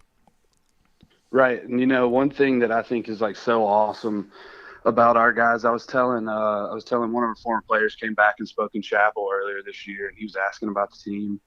And I told him we had a cleanup day where we came, it was raining or something. We came in, we were just going to use that day to clean up the locker room. Boys got everything cleaned up, and I walked back in, and they're in there looking at our record boards and our all-state players, and they're, like, just asking me about guys like, hey, what about Chris Harris? What about Chase Presley? All these dudes, and they're invested in guys that were there 20-some-odd years ago and want to know, hey, why were they successful? What were they doing? And, you know, you sit there and you look at them reading those names, and they want to be a part of that legacy, and they want to be there. And hopefully 20 years from now, I walk back in that locker room and somebody else is asking about those guys. And, you know, I think that part of it is so awesome to make those connections from 20 years ago to our guys now that are 15, 16, 17 years old. Like, there's so many great guys who come through this program, and you know, it's just awesome to see those kind of tie together, like, over time. But baseball camp that you've had, and I watched my young one, Max Nash, they love to come and learn the game, and I guess just be around the older people. Right. And you know, I think that week is probably one of our high school guys, like, that's their favorite week, getting to meet those little dudes. And, you know, I tell our guys all the time, like, there's so many people down the hill at our elementary that know exactly who JT Favera and Wyatt Jones and Austin Kelly, they know those dudes and they want to be them. And, you know, I think that's a lot of pressure on our guys because so many of those little dudes down the hill, like, they are looking up to them. They want to be them one day. And, you know, that week of camp is, I mean, we'll have 50, 60 little guys running around, and, you know, they leave that week and go and put on a Jackson Christian baseball hat, and they're in the backyard pretending that they're Carson Holt, you know. And I think that is so awesome. And that's one of those things, like, our guys may not, like, understand that now and appreciate it now, but when they start having kids and they bring them to games and they're watching those guys play, whoever those guys may be, probably those guys that are at camp now is kindergartners, you know, like, I think that part of it is so awesome, you know, that our guys get to do that and be a positive influence, like, in our community and in our school. Shane, I need to ask you this. Can we keep you a few minutes? Oh, Shane, there I go with the Cisco thing. I'm getting text too. Chase, can we keep you a few minutes extra because we started a minute late after, I think it was 10:16 when we started, and we've got, I think you've heard, and nobody's answered your trivia question yet. You heard the dings, but they were all wrong, which surprises me on the question that. Well, you know, Joe, and this is what, you know, Chase was talking about. I think one of the things I think about is when my son-in-law played a great athlete at Jackson Christian, and I'm thinking about the times I went out and watched him as he was courting my daughter, and you had people like Clark Short, okay? They were great baseball players, big left-handed hitters. Well, they had a pretty good guy named Matt Abernathy. Now, Chase, you didn't play with Matt, did you? Right. No. See, the guys that you're talking about here, and, like, I'm talking about these young guys looking up to our guys now. I mean, I didn't get to Jackson Christian until 2004, 2005, and like I didn't play with any of those guys, but like the stories get passed along, and like now being the head coach, I have made some of those relationships. Of course, I know Nathan. I've talked to Matt Abernathy. Like, you just get to meet all of these guys, and like it was the same thing for me. Like, I would hear those stories growing up, and be like, "Hey, man, I want to be these guys one day." And I interrupted Bill's question because Matt hit me in the. Yeah, and that's fine. I think one of the big things that Chase gets to be a part of is when you see people like Jerry Eschew's name on the gym. It's not just it's not just like last weekend. If I'm not right or wrong, I think were the seats that were installed were from the Generals. Is that right? So y'all been able to? Those seats actually came from the old Chicago White Sox stadium. Yeah, and that's amazing. Yeah. And then and then Stephen, when he was working for the Diamond Jacks, he got some of the throwaways, I think some of the tarping and et cetera, and brought them out. So Jackson Christian, they've been able to build a program with maybe not all the monies and the resources, but they've been able to build a program that has a very powerful reputation. Now, Holt, he's still pitching for Arkansas State, correct? He is graduated now. He's actually about to start a new job in Jackson. But yeah, he's tremendous, and I consider him to be a good friend now. And you talk about building this program, and like we've been so blessed, like in the last 3 to 5 years, like just how much we've been able to get done, and that it comes from some of my friends that played, that comes from my family, that comes from all of these guys like that come up through the years. Like they're the ones helping make this stuff happen. We built this last year. We're about to finish up our covered hitting pavilion, which has saved us so many rainy days, just being able to get outside and get swings.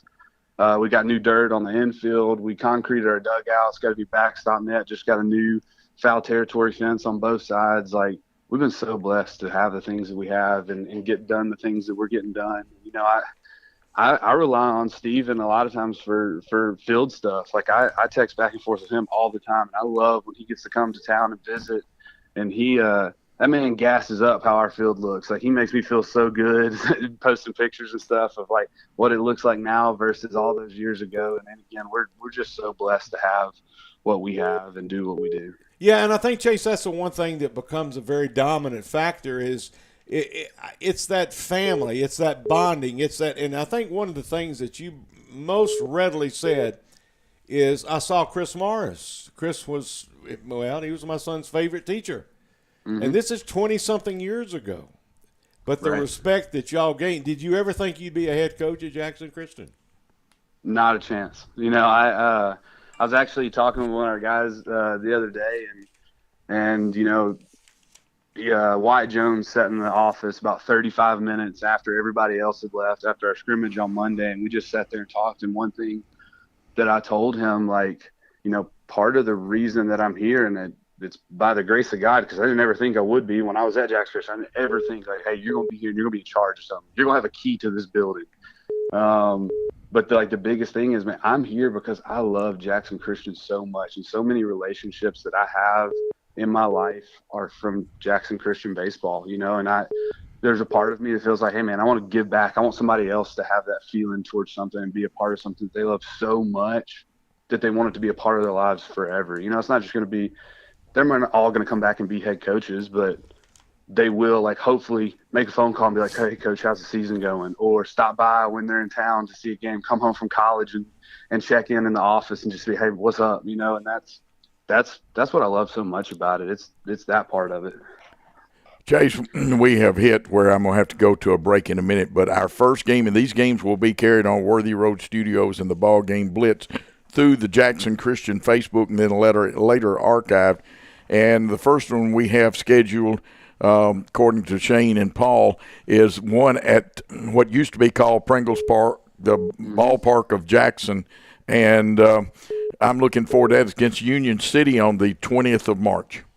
Right. Yep, that's it. With my good friend Cole McAdams at Union City. We got that set up, and we're excited about taking our boys up there and letting them play in that stadium. That's the cool thing about our schedule this year. We're playing in a lot of different places. We're going to Mississippi to open the season. We're headed up to Murray, Kentucky. Freed Hardeman. We're just trying to get our guys in a lot of different atmospheres and take them on the road and let them experience what it's like being on some of these collegiate fields, and at that point a professional field. I think that's awesome for them. That is awesome. Chase, we've got to take a break, and we appreciate you calling in, but we're going to make you promise to come back because we're not finished. We got some questions, but we do have to stay with our time frame. Doing teaching work and things like that, plus playing ball games on time is important. But will you come back and be with us again? Yes, sir, absolutely, and I appreciate y'all having me on this morning. Well, we appreciate you being here, and what we're going to do.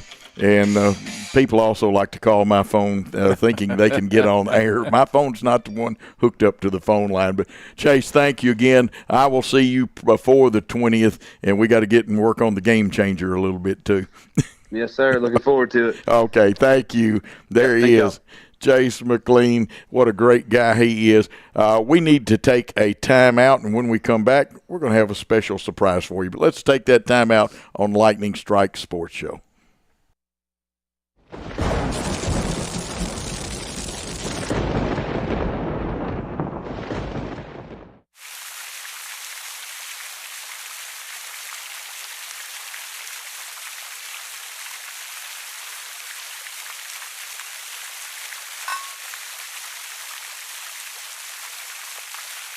Carlac Prestige is not your typical used car dealer. We have everything from a Porsche to this, and lots more. We inspect and repair all our vehicles. Ask us to prove it. We will. Carlac Prestige, Van Drive, Jackson. Great American Sports. Make sports an addiction.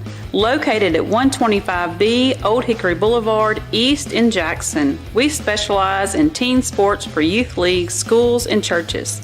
We can embroider and screen print team uniforms. We also have sports equipment, Under Armour, and Adidas clothing, and anything else you need for your teen sports. You can email or call us for all your teen sports needs. Great American Sports. Make sports an addiction. Home furnishings, appliances, bedding, and so much more. Kaufman's. At the Bypass and Oil Well Road in Jackson. Home furnishings for every room in your home. Custom upholstery options too, with professional advice. Major appliances from America's top name brands. Mattresses and bedding accessories. Outdoor living and grilling too. And our fully stocked warehouse helps prevent supply chain delays. Kaufman's, for your life.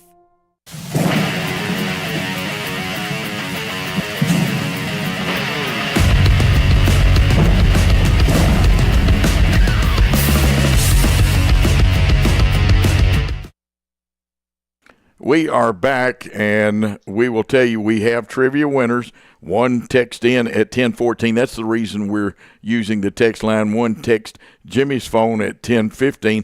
The 1014, though, wins. The only thing is neither one sent us their name, and that's my fault, too. Forgot to remind you. Last week we told, but we have to know your name so we can get hold of you because I can't text you back on the official text line. And the one with Chloe Moore at 1014, it's lit up, but nothing came through. Now, on the line, a special surprise for you, one of the greatest callers we ever had at the other place and to any sports show.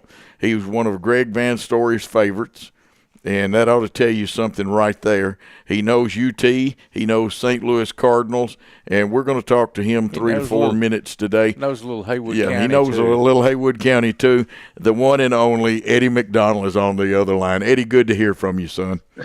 Hey, Coach Joe and Jimmy and Bill, how y'all doing? We're doing fine. How are you? Fine. I know Jimmy's ready with the Cardinals, and Bill's probably talked to Robert Rooks 5 or 6 hours about Haywood County. I guess I'm the dummy in the bunch. I tell you what, Eddie, have to be thrilled. The Timecats going back to the state tournament in basketball, a place they've been before, and probably very excited there in Haywood County. Yeah, they play Monday night. I forgot who they play, but I think they'd probably go all the way, more likely. Well, they've been there 15 times, and they've won one state championship with my buddy. But you continue your football program was tremendous this fall, Eddie. Oh, yeah, it was great. We could have won it all. But we just didn't. Well, I hate to say it, the guy missed a pass there at the last. But anyway, Yeah. We could have won it all. You're right. Are you going to win it all in basketball? They play Tuesday. Yeah, I think so. Yeah. They're playing Unicoi County out of East Tennessee. Yeah. Well, I think they're going to go to the championship game anyway.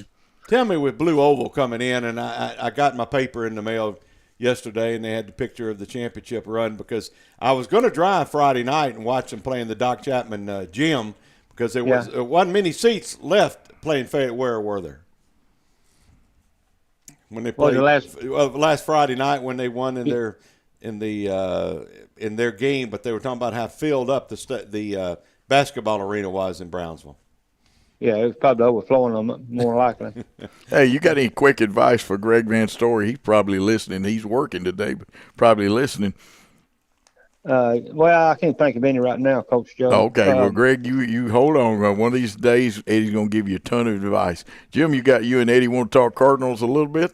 Yeah, we can for a minute. I had a chance to watch a couple of their exhibition games, and, they're predicted to win the National League Central. I just want to see what with Newt Bar gone to the World Baseball Classic or whatever, is that going to give Wynn a chance to make the opening day roster? Well, I don't know. I say possibility. Yeah. And this one fellow named Jordan Walker. Yeah. They say he's supposed to be a pretty good prospect, And, of course, Aaron Nola. I didn't realize he's won 10 Golden Gloves. Yes. And Paul Goldsmith, he owned up there too. And Tyler O'Neill, how's he done, Joe? Tyler O'Neill, about him. He's okay. He hurt. Yeah, I think he's still He's a little lame. Yeah. Right now, he'll recover. It's going to take a little while, and I think you'll see him back in top form before it's over with. Now, does Mackenzie girls play today for a championship? Yes, they do. Everybody that we want to win plays. I think Westview plays. Southside definitely plays, and Mackenzie should be playing today. Well, if Mackenzie girls win, that means they can state championship. Of course, the boys win the football state championship, And let's see if I can get that back. I've got so many things on my phone, and I've been keeping my notes. I think I'm going to have to go back to doing like Jimmy with a legal pad and putting notes down. Yeah, Mackenzie plays for the 1A championship. That will be the third game today. Start out with 3A will be Southside. They will kick off that'll be the first game. Second game today will be the 4A championship. And then 1A, and then ends up with Martin Westview playing for the Class 2A championship, which will be the final game of tonight. Yeah, we've got to pull all the West Tennessee teams. Hopefully all of them win, Eddie, let me ask you a question. With Blue Oval coming in, what do you think it'll do to your athletic program in Haywood County that's been such a superior program pretty much in everything? Well, I can possibly see maybe the football team going 6A, possibly, Wow. Yeah. I agree with you. I'm just guessing that now. I said at least 5A. Yeah. Just in the growth. Yeah. Yeah. Because you got 7,000, supposedly 3,500 employees coming from Detroit. Well, some of the growth you want and attendance at school that big, you don't want. Eddie, I could even see Haywood splitting into 2 schools. Yeah. Well, I hope it doesn't get no higher than 5A. I don't know. You and I both. Eddie, a final comment, because we got a hard break coming up here. Anything you want to say to the fans, and you'll be calling us from time to time, won't you? Yeah. Can I ask one trivia question? Yes, Very sir. quickly, because I've got to hit this break. Okay, Wilt Chamberlain scored 100 points in 1962. Whose record did he break? How many points did that player have? If they can, it probably was George Mikins. No. And we're going to give another barbecue and potato, Joe. I'll authorize that. Okay. They can text on the text line. And the other one that comes to mind was Hot Rod Hundley. No.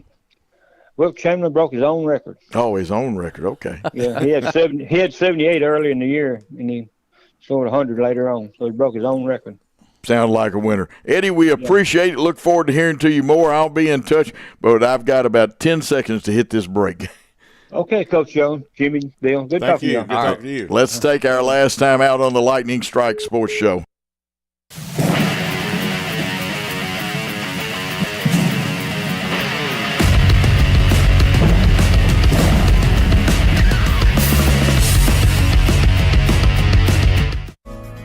Do you want your smile to say it all? At Elite Dental Care, we'll make you and your family feel comfortable and secure with a variety of services and state-of-the-art care. We offer sedation dentistry that will make your time in the dental chair comfortable and relaxed. Come by and see our newly renovated and expanded office in Jackson, or one of our other convenient locations in Trenton or Dyersburg. Trust your smile with Elite Dental Care, and let your smile say it all. Looking for a new and exciting career?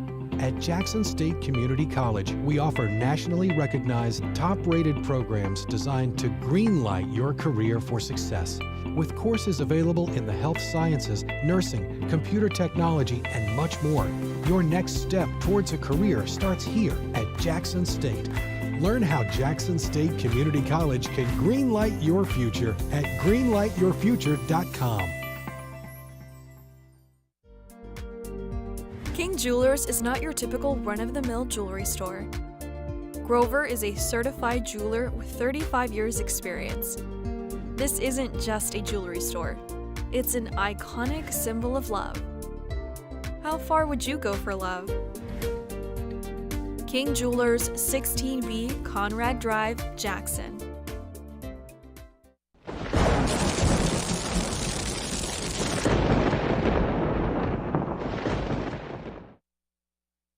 And we have a great interview coming up. Let's take care of a couple of things. And we're trying to sort the timeout down to the tenths of a second, and we will announce the winners next week. But I will be calling the winners after the show sometime today. But we want to make sure we've got the correct winner on our trivia question. We appreciate the people that participated in it. And a couple of other notes very quickly that – as a matter of fact, somebody sent a picture of Wilt Chamberlain scoring the 78 points. I know Johnny can relate to that because he was a great athlete. The East Tennessee NCAA Hall of Fame Committee will be giving Robert R. Nealon a Lifetime Achievement Award to Jim Tressel, the former Ohio State coach, and that'll be April 15th at the UT Spring Game dinner at Calhoun's. And I know Johnny knows where all of that stuff is. And, Johnny, we are glad to have you because you were highly requested by our listeners. We had you on at the other station we were on, and I already got one text. They like the pictures. We've got a bunch of pictures up on the screen, and, of course, Johnny can't see them. He's on the telephone. Johnny, glad to have you here, and Jimmy and Bill are going to question you to death. All right, no problem. Okay. Hey, Johnny, tell you what, I was reading a couple of old press guides the year before you broke the 1,000-yard mark there at Tennessee. At one time, you had actually kind of got discouraged and was almost ready to come home to Munford. Yes, it was true. That's true. Well, your father, wasn't he very influential in keeping you in school? Yes, he was. He sure was. John, tell me about your recruiting. I remember the name Munford and et cetera, how incredibly gifted you were as a running back. But who were some of the people that were recruiting you, coaches and et cetera, and some of the memories that you remember about that occasion? Ooh, I know the Ole Miss, Minnesota, Arkansas, and quite a few other schools. And I know Alabama talked to me, but I knew I didn't want to go to Alabama right off. What put you in UT? Who recruited you, and why did you want to go to UT? Coach Bob Harrison recruited me from there. Then when he was there, when Coach came in with Coach Major, and I just wanted to. I didn't want to go too far from home, but I wanted to stay in the States, and I kind of. But my parents had a lot of influence too with this. We all sat down as a family and talked about it. Johnny, you look at college football today. Back in your playing days, fullback, a lot of running the football, and nowadays it's gone more to airing it out. I can't remember the last time Tennessee had a 1,000-yard running back. No, it's been a while. Johnny, I'm gonna put you on the spot with as a piggybacking off Jimmy's question. Do you know who held the rushing record before you obtained the rushing record? I'm trying to think of the guy. What is his name? I'm going to give you a hint. His initials are HS. Ah, good gracious. War number 24. 24. That's a long time ago, though, fellas. Yeah. Yeah, that is a long. That's for Johnny now. Did you ever meet a guy named Haskell Stanback? Yeah, Haskell. I think. Have I met him? That information was sent to me by a good friend of ours, Bud Young, who you know well. Oh, And, yes. I Bud just sent that. And let me tell you this about Johnny, and y'all may have questions that come from the only Vol to record 3 200-yard games, the first Vol to rush for 1,000 yards in a season, and the last stats I had, and Bud may have more update stats, you were fourth in program history with 2,852 career yards, and I'm going to add something to it. You and I've watched a picture of you running for a touchdown and cow tromping somebody. Then you turned the Jets on. Y'all lined up in what I call the L formation or the power I. And besides speed, you could cow tromp people, couldn't you? Yeah, yeah. I tried. I worked really hard in the weight room. A lot of people underestimate my size, but I had a lot of strength behind it, so that's helped out a whole lot. I tell you what, Johnny, I guess a lot of people think your most famous run would be the touchdown run against Alabama. I go back to the game y'all played against Rutgers. That it was windy. Y'all ended up winning. I believe the Vols won 7-0, and 7-0. Yes, you run for like 240 something yards in that game. Yeah, I remember that day real well. Yeah, because I remember I think it was in the Giant Stadium playing, and that wind was rough there. I mean, Allen's first couple of balls he threw, the wind was taking it everywhere. Johnny, if you were to pick out one game and one player that you remember playing against, who would it be? Ooh. I'm gonna be honest, I can't think of the player, but I know one of the toughest games I played in, I have to say Army. Army's just the way they play? Is that because I've always heard about how difficult? Just the way they play to the whistle blow to the end. Sure did. That's the way they play. I mean, it seemed like before you hit the ground, you still had 2 or 3 people hitting before you even hit the ground. And got a texter here that since you mentioned Army, I don't know why it made them think of, maybe because he's the Minister of Defense. They want you to talk about Reggie White a little bit. Oh, Reggie, you can't say enough about Reggie. I'm going to be honest with you. I mean, for a person, you can't say enough good things about a person as Reggie. In practice, I mean, it's just unreal. It's practice, he practiced the way he played, and it's just as a person, you can't meet a person nice as he were. I mean, he was the same every day, regardless. I mean, it's just not enough kind words you can even say. And one of the nicest person you want to meet too, as well. I tell you what, Johnny, you have to be tickled with the performance by your alma mater. The Munford team this year went all the way and ended up losing their last game of the year, but probably one of the better seasons Munford's had in quite a while. It really was. I tried to make. I went most every home game, and they've had a real good season. I just hate at the end a lot of the players were hurt at the end. The key players, but it's just that's football. But they really did real well. I mean, it's got a nice turf field now, and everything looks so good there now. And they played connection. No more than that. The coaches did a fabulous job coaching them this year. I mean, they did real good. They did. Johnny, I've got you have worn the text line out. You probably can, and the people can hear either the swishes or the bell dinging because we actually have 2 different text sets coming in. And going back to the Reggie White thing, it sent me at practice, and he said, you know what I was talking about with blue shirt walk-ons getting hit and stuff. Is there a story behind that? Oh, well. Walk on or not, when they said you go down to the practice squad. I mean, on the other end, you have to play against the number 1 defense, I have been on that end quite a few times myself before. Did Reggie hit people so hard that when they did wake up that some of them left their helmet and shoulder pads on the field and walked off? I'm not going to say anything about that. Oh, okay, well, that was one of – the other one wanted to know, what two numbers did you wear? Up on the screen, we've got you wearing 33, which is the number I'm most familiar with, but seems like you wore a number in the 20s at one time. No, the only time I wore numbers in the 20s when I was in Canada.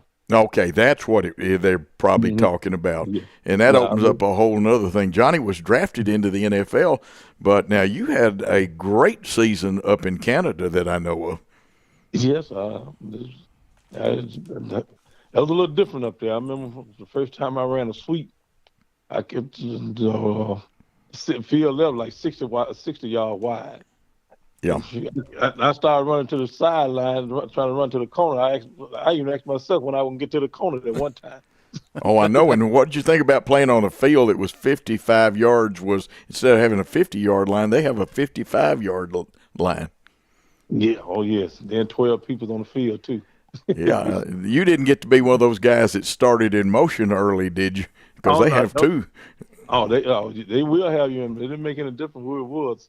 You can, as long as you have two in motion, it was something else. And Johnny, you only had 3 downs. Actually, had two downs to get first yard. Yeah, because you had to punt on third down. One more question came in on the text, and then Bill and Jimmy, I know, has got more questions for you. And, well, actually 2. I'll let them ask you about the NIL and because they both got takes on that. But this one wanted to know, what was your favorite moment in football at Munford and at UT? Favorite moment in Munford? God almighty. I had quite a few of them in Munford, to be honest with you. Well, if you want to talk about several of them, you go right ahead and tell them about that, and you tell them about your brightest moments at UT also. Well, I can tell you when I first started, it was my freshman coach talking me into coming out. I came out one day before the game, and he put me on a kickoff return, and I caught the ball I caught it and it dropped. When I looked up, my blocker was already gone, and I took off. I remember going to the middle, then I cut to the sideline and ran a touchdown. On your first play? First play, first time ever touching the ball. Did you not officially come out for football until he talked you into it? No, that first time going out football my freshman year, ever playing football my freshman year. Lord, that sounds like another great athlete from Jackson. Too Tall Jones had to be talked into playing football. You know, he didn't play till his senior year. And then Sylvester Hicks, Johnny Williams, told him, if you don't play football, you're not going to play basketball. See, that's why I was playing basketball. That's all I played up to then. Basketball. And I heard you were a very fine basketball player. Chick Newt told me that. I bet you know Chick, don't you? Oh, I sure did. So enough. Very good. Talk about Johnny Majors, if you would. Coach Majors was a good coach, very extremely good coach, disciplined coach. I mean, hey, he's just a good. Can't say enough good things about him neither as well. Coach Majors just did everything he could do for you, and he was a straightforward man, and hey, gave him opportunity to run the ball. Johnny, you have to be pleased with what Josh Heupel has accomplished his first 2 years there in Knoxville, and finally some prestige back in that Tennessee program. Yes, he did. Ooh, I mean, it feels so good. I hate to say, but you can walk around with your head up. I'm serious. I tell you, it's been rough on us. I'm serious, but these last 2 years, I mean, especially this year here, you really weren't expecting this much. But hey, it's just glad to see it. Glad to see it. I mean, they done an outstanding job up there. If you were to tell one of the young high school people to keep their head on and et cetera, because some texters said you've got to remember a 66-yard run to the end zone versus Bama to win the game. The memories never go away, do they, Johnny? No, they sure don't. They don't. I mean, the memories don't go away. Meeting the guys there, don't go away. I mean, it's just like part of the family. It's just, and it's the things you never forget. Johnny, that's one thing about the Tennessee program. I'm sure it goes on at other colleges across the country. But once you're a volunteer, I've heard it from so many former players that once you're a vol for life. That's it. I mean, so whoever come up with VFL, I mean, it couldn't have said it no better. I mean, God, it's real. It's definitely real. And Johnny, the opportunities these young men have nowadays with the NIL, something that was not around when you were playing, but I'm sure that would have been a major comfort to you guys to have that back in your day. Yeah, it would. It would help a whole lot because a lot of players, didn't have the parents didn't have the money, to send you like to get things you wanted to get. And it just the things you had to sacrifice back then, compared to now, it's totally different. That $40 laundry money didn't go very far, did it, in a month? 40, 20, what you mean 40? 20. Well, I had 40. I was a trainer in Memphis, and I was thinking about wife and I used to go out, take a $5 bill, or $10, and get a $5 sandwich and wash our clothes at Loeb's laundromat. And you're saying $20 for the whole month? I know of people that only got $10. Johnny, you were rich, and Bill was richer than the people I know. Hey, back then, $5 was a whole lot. Oh, it was. Well, in the 60s now, I could drive on 20. When I got to college, gas was still just 29.9 cents a gallon. Well, you're an old man. I know. I'm older than all of y'all. And, Johnny, did you ever have to eat White Castles for supper or something to have something to eat sometime? I went to eat the little oatmeal Debbie cake for $1. Oh, you're smarter than some of my friends that went to UT. They lived at Blue Circle and White Castle. Hey, the little Debbie cake helped me out until the next morning to go to get the breakfast. I hate to admit it, I'm still eating the oatmeal ones. Johnny, if you had to tell one man a life lesson, talk to him. Say he was a Munford running back and he was kind of down on himself. Would you tell him the story about Johnny Jones and how he just kept the faith and became the great running back he was? I'm trying to see how can I start. Man, the biggest thing is patience. You have to have patience, and always you got to have God on your side first thing, and then patience, close family. And don't never give up. And I'm trying to think what else. Well, that would be it. If you got God in your family, those are two of the major building blocks, aren't they, Johnny? It's hard work. Just remember, you don't have to have everybody around you when you have to get in shape, do everything you need to do. Don't take a crowd because I did it by myself when I was at home. That was the biggest thing. Just what you want to accomplish. When a lot of people sitting at the house, hey, you go outside, work out, hit the weights, and just be ready. So when the time is called, when your time is called, you don't have no reason not to be ready. Johnny, like I said, you served some time at Tennessee with another pretty good running back what is his name now? Chuck Coleman out of Louisville, Kentucky. Yep, Chuck Coleman. Yep, sure. Chuck was real good. Chuck was fast.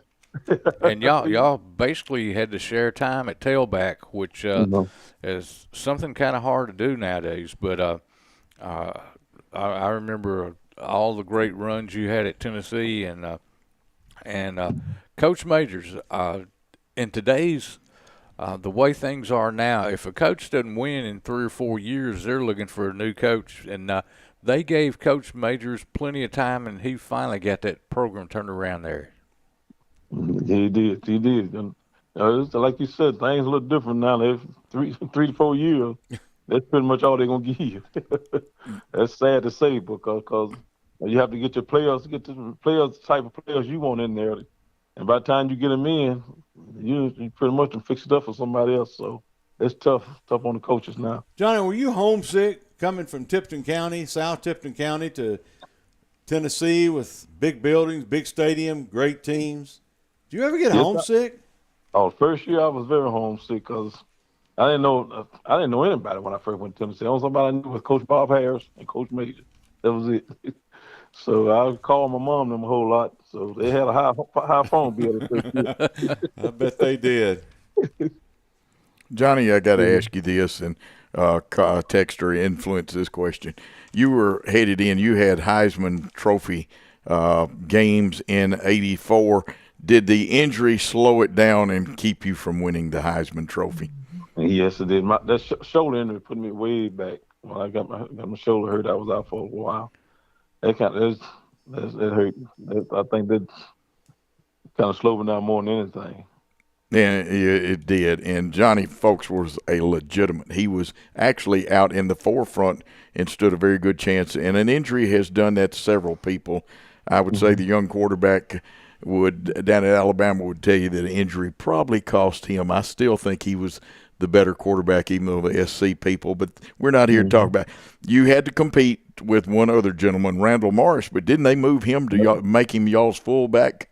Randall went to fullback, and sometimes they'll have him playing split back. Sometimes they have him playing tailback too as well. Now, here's some characters that you played with, and I call them characters. They're actually good people. You got any good stories on Reggie and Raleigh McKenzie? Oh, yeah, I still talk to them guys. They're good guys, aren't they? They're good guys. They are. When Raleigh came in the game, I knew I can count on Raleigh. Because Raleigh definitely would block. He definitely would do that. You also played with Alan Cockrell. Now, a young man, I met him. He had a lot of smarts to him and stuff, but I never got close to Alan enough to, really interview him and talk to him that he would open up. You hadn't got anything on Alan Cockrell, have you? No, Alan was just a real good person. And he didn't express it. And now I know you played with Alvin Tolles and I want to say Carl Zander. Yeah. And those two pretty good guys. Now, Alvin used to be a fun guy, though. Yeah, man. Alvin was roommate, brother-in-law. So we still talk to each other. So he got drafted for about the Saints first round. He did good. Injuries kind of hurt him. One of those we caught up with knee injury.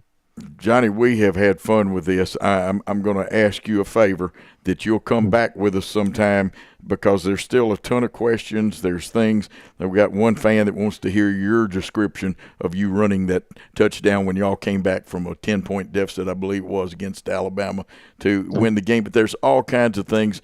And hopefully you've had fun today and you will come back and be with us. Would you do that for us? Be glad to anytime. And like I said, we always have it great with that. And we have a tradition. It's your turn to say anything you want to say to the fans, and you're being heard all over the world. I just found out our guy that listens in Kuala Lumpur is listening, and up in East Tennessee at Gatlinburg, Peyton, a good friend of ours, and the UT program and everything, even though he likes Kansas a little bit too. He's listening too, so we got them all over the world, not just in West Tennessee, but it's your turn to speak to them. Well, I just like to thank the fans for the great support they gave me, and I feel like they're the greatest fan. Tennessee fans better than any fans. I'll compare them to anybody, and I just enjoyed the time being in Tennessee. And the fans, like I said, the fans, you can't say enough for them because they helped us win a whole lot of games as well. Absolutely, they are good people. We enjoy them. A lot of them comes in.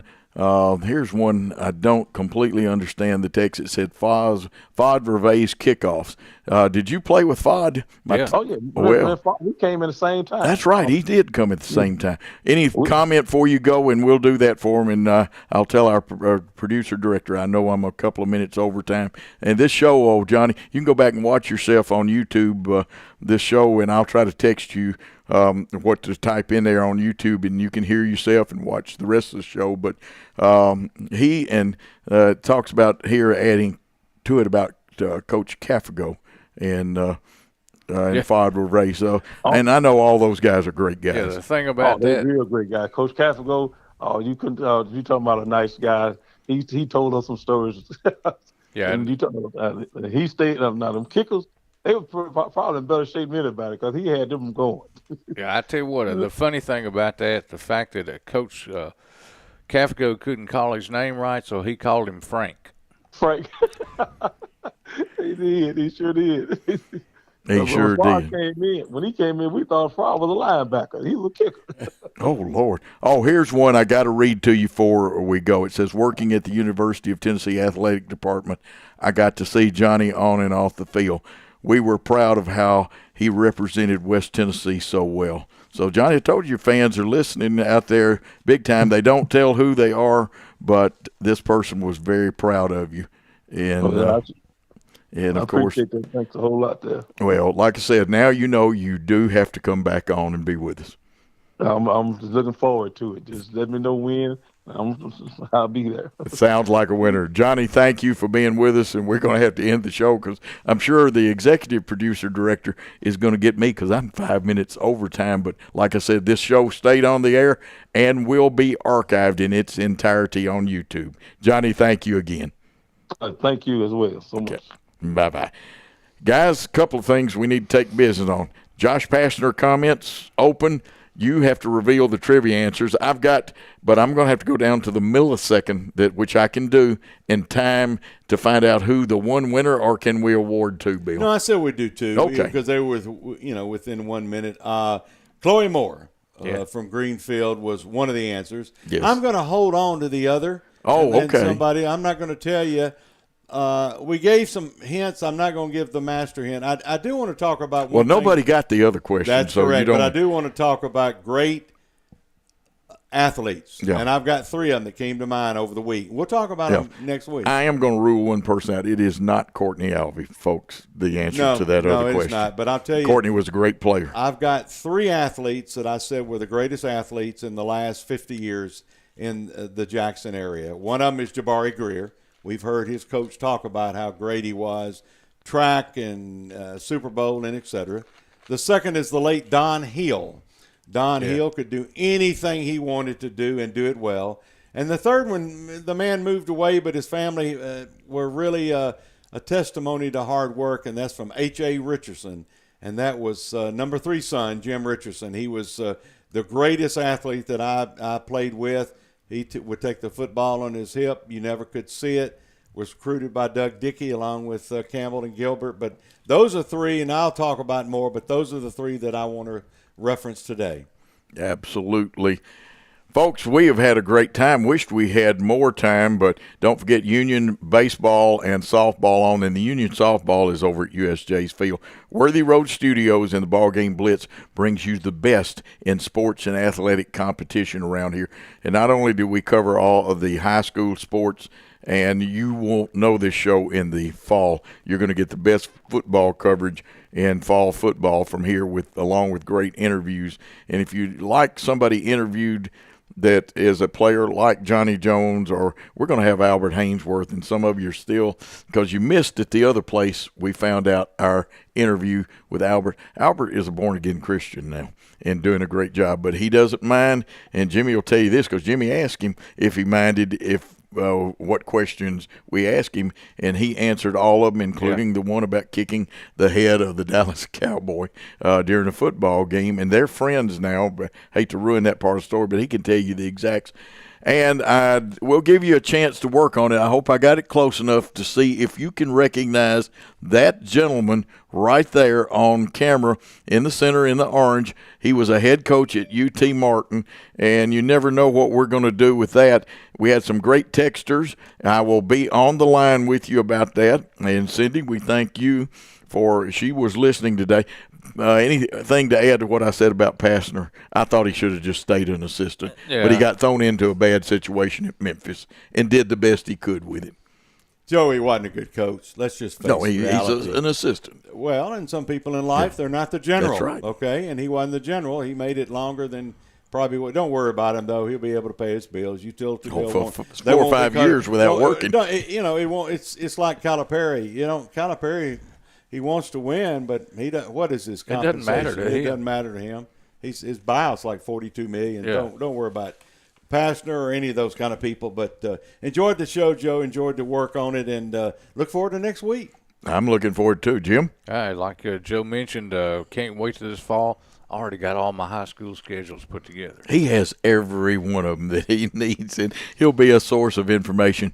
Gary Lockhart did a super job because we had some unusual circumstances today. And, of course, you see right there, directed by the man with the plan, the Tower of Power. The man is too sweet to be sour, Gary Lockhart. Coach Joe Holloway, one of the co-hosts. Jimmy the Butler did it in Big Blue. Bill Hamilton, your executive producer, Paul Schultze, who right now at this point is probably producing a softball game. Remember that Union game is at USJ, but it'll be archived tonight. You can see it on the Union network that is produced and carried by the sports network called the BallGame Blitz in Worthy Road Studios. And this is a copyrighted broadcast of Worthy Road Studios for 2023. Any rebroadcast, retransmission, or further use of this contest without the express written consent of Worthy Road Studios is prohibited. For the whole gang, thanks for your time this time. Till next time, good day, all.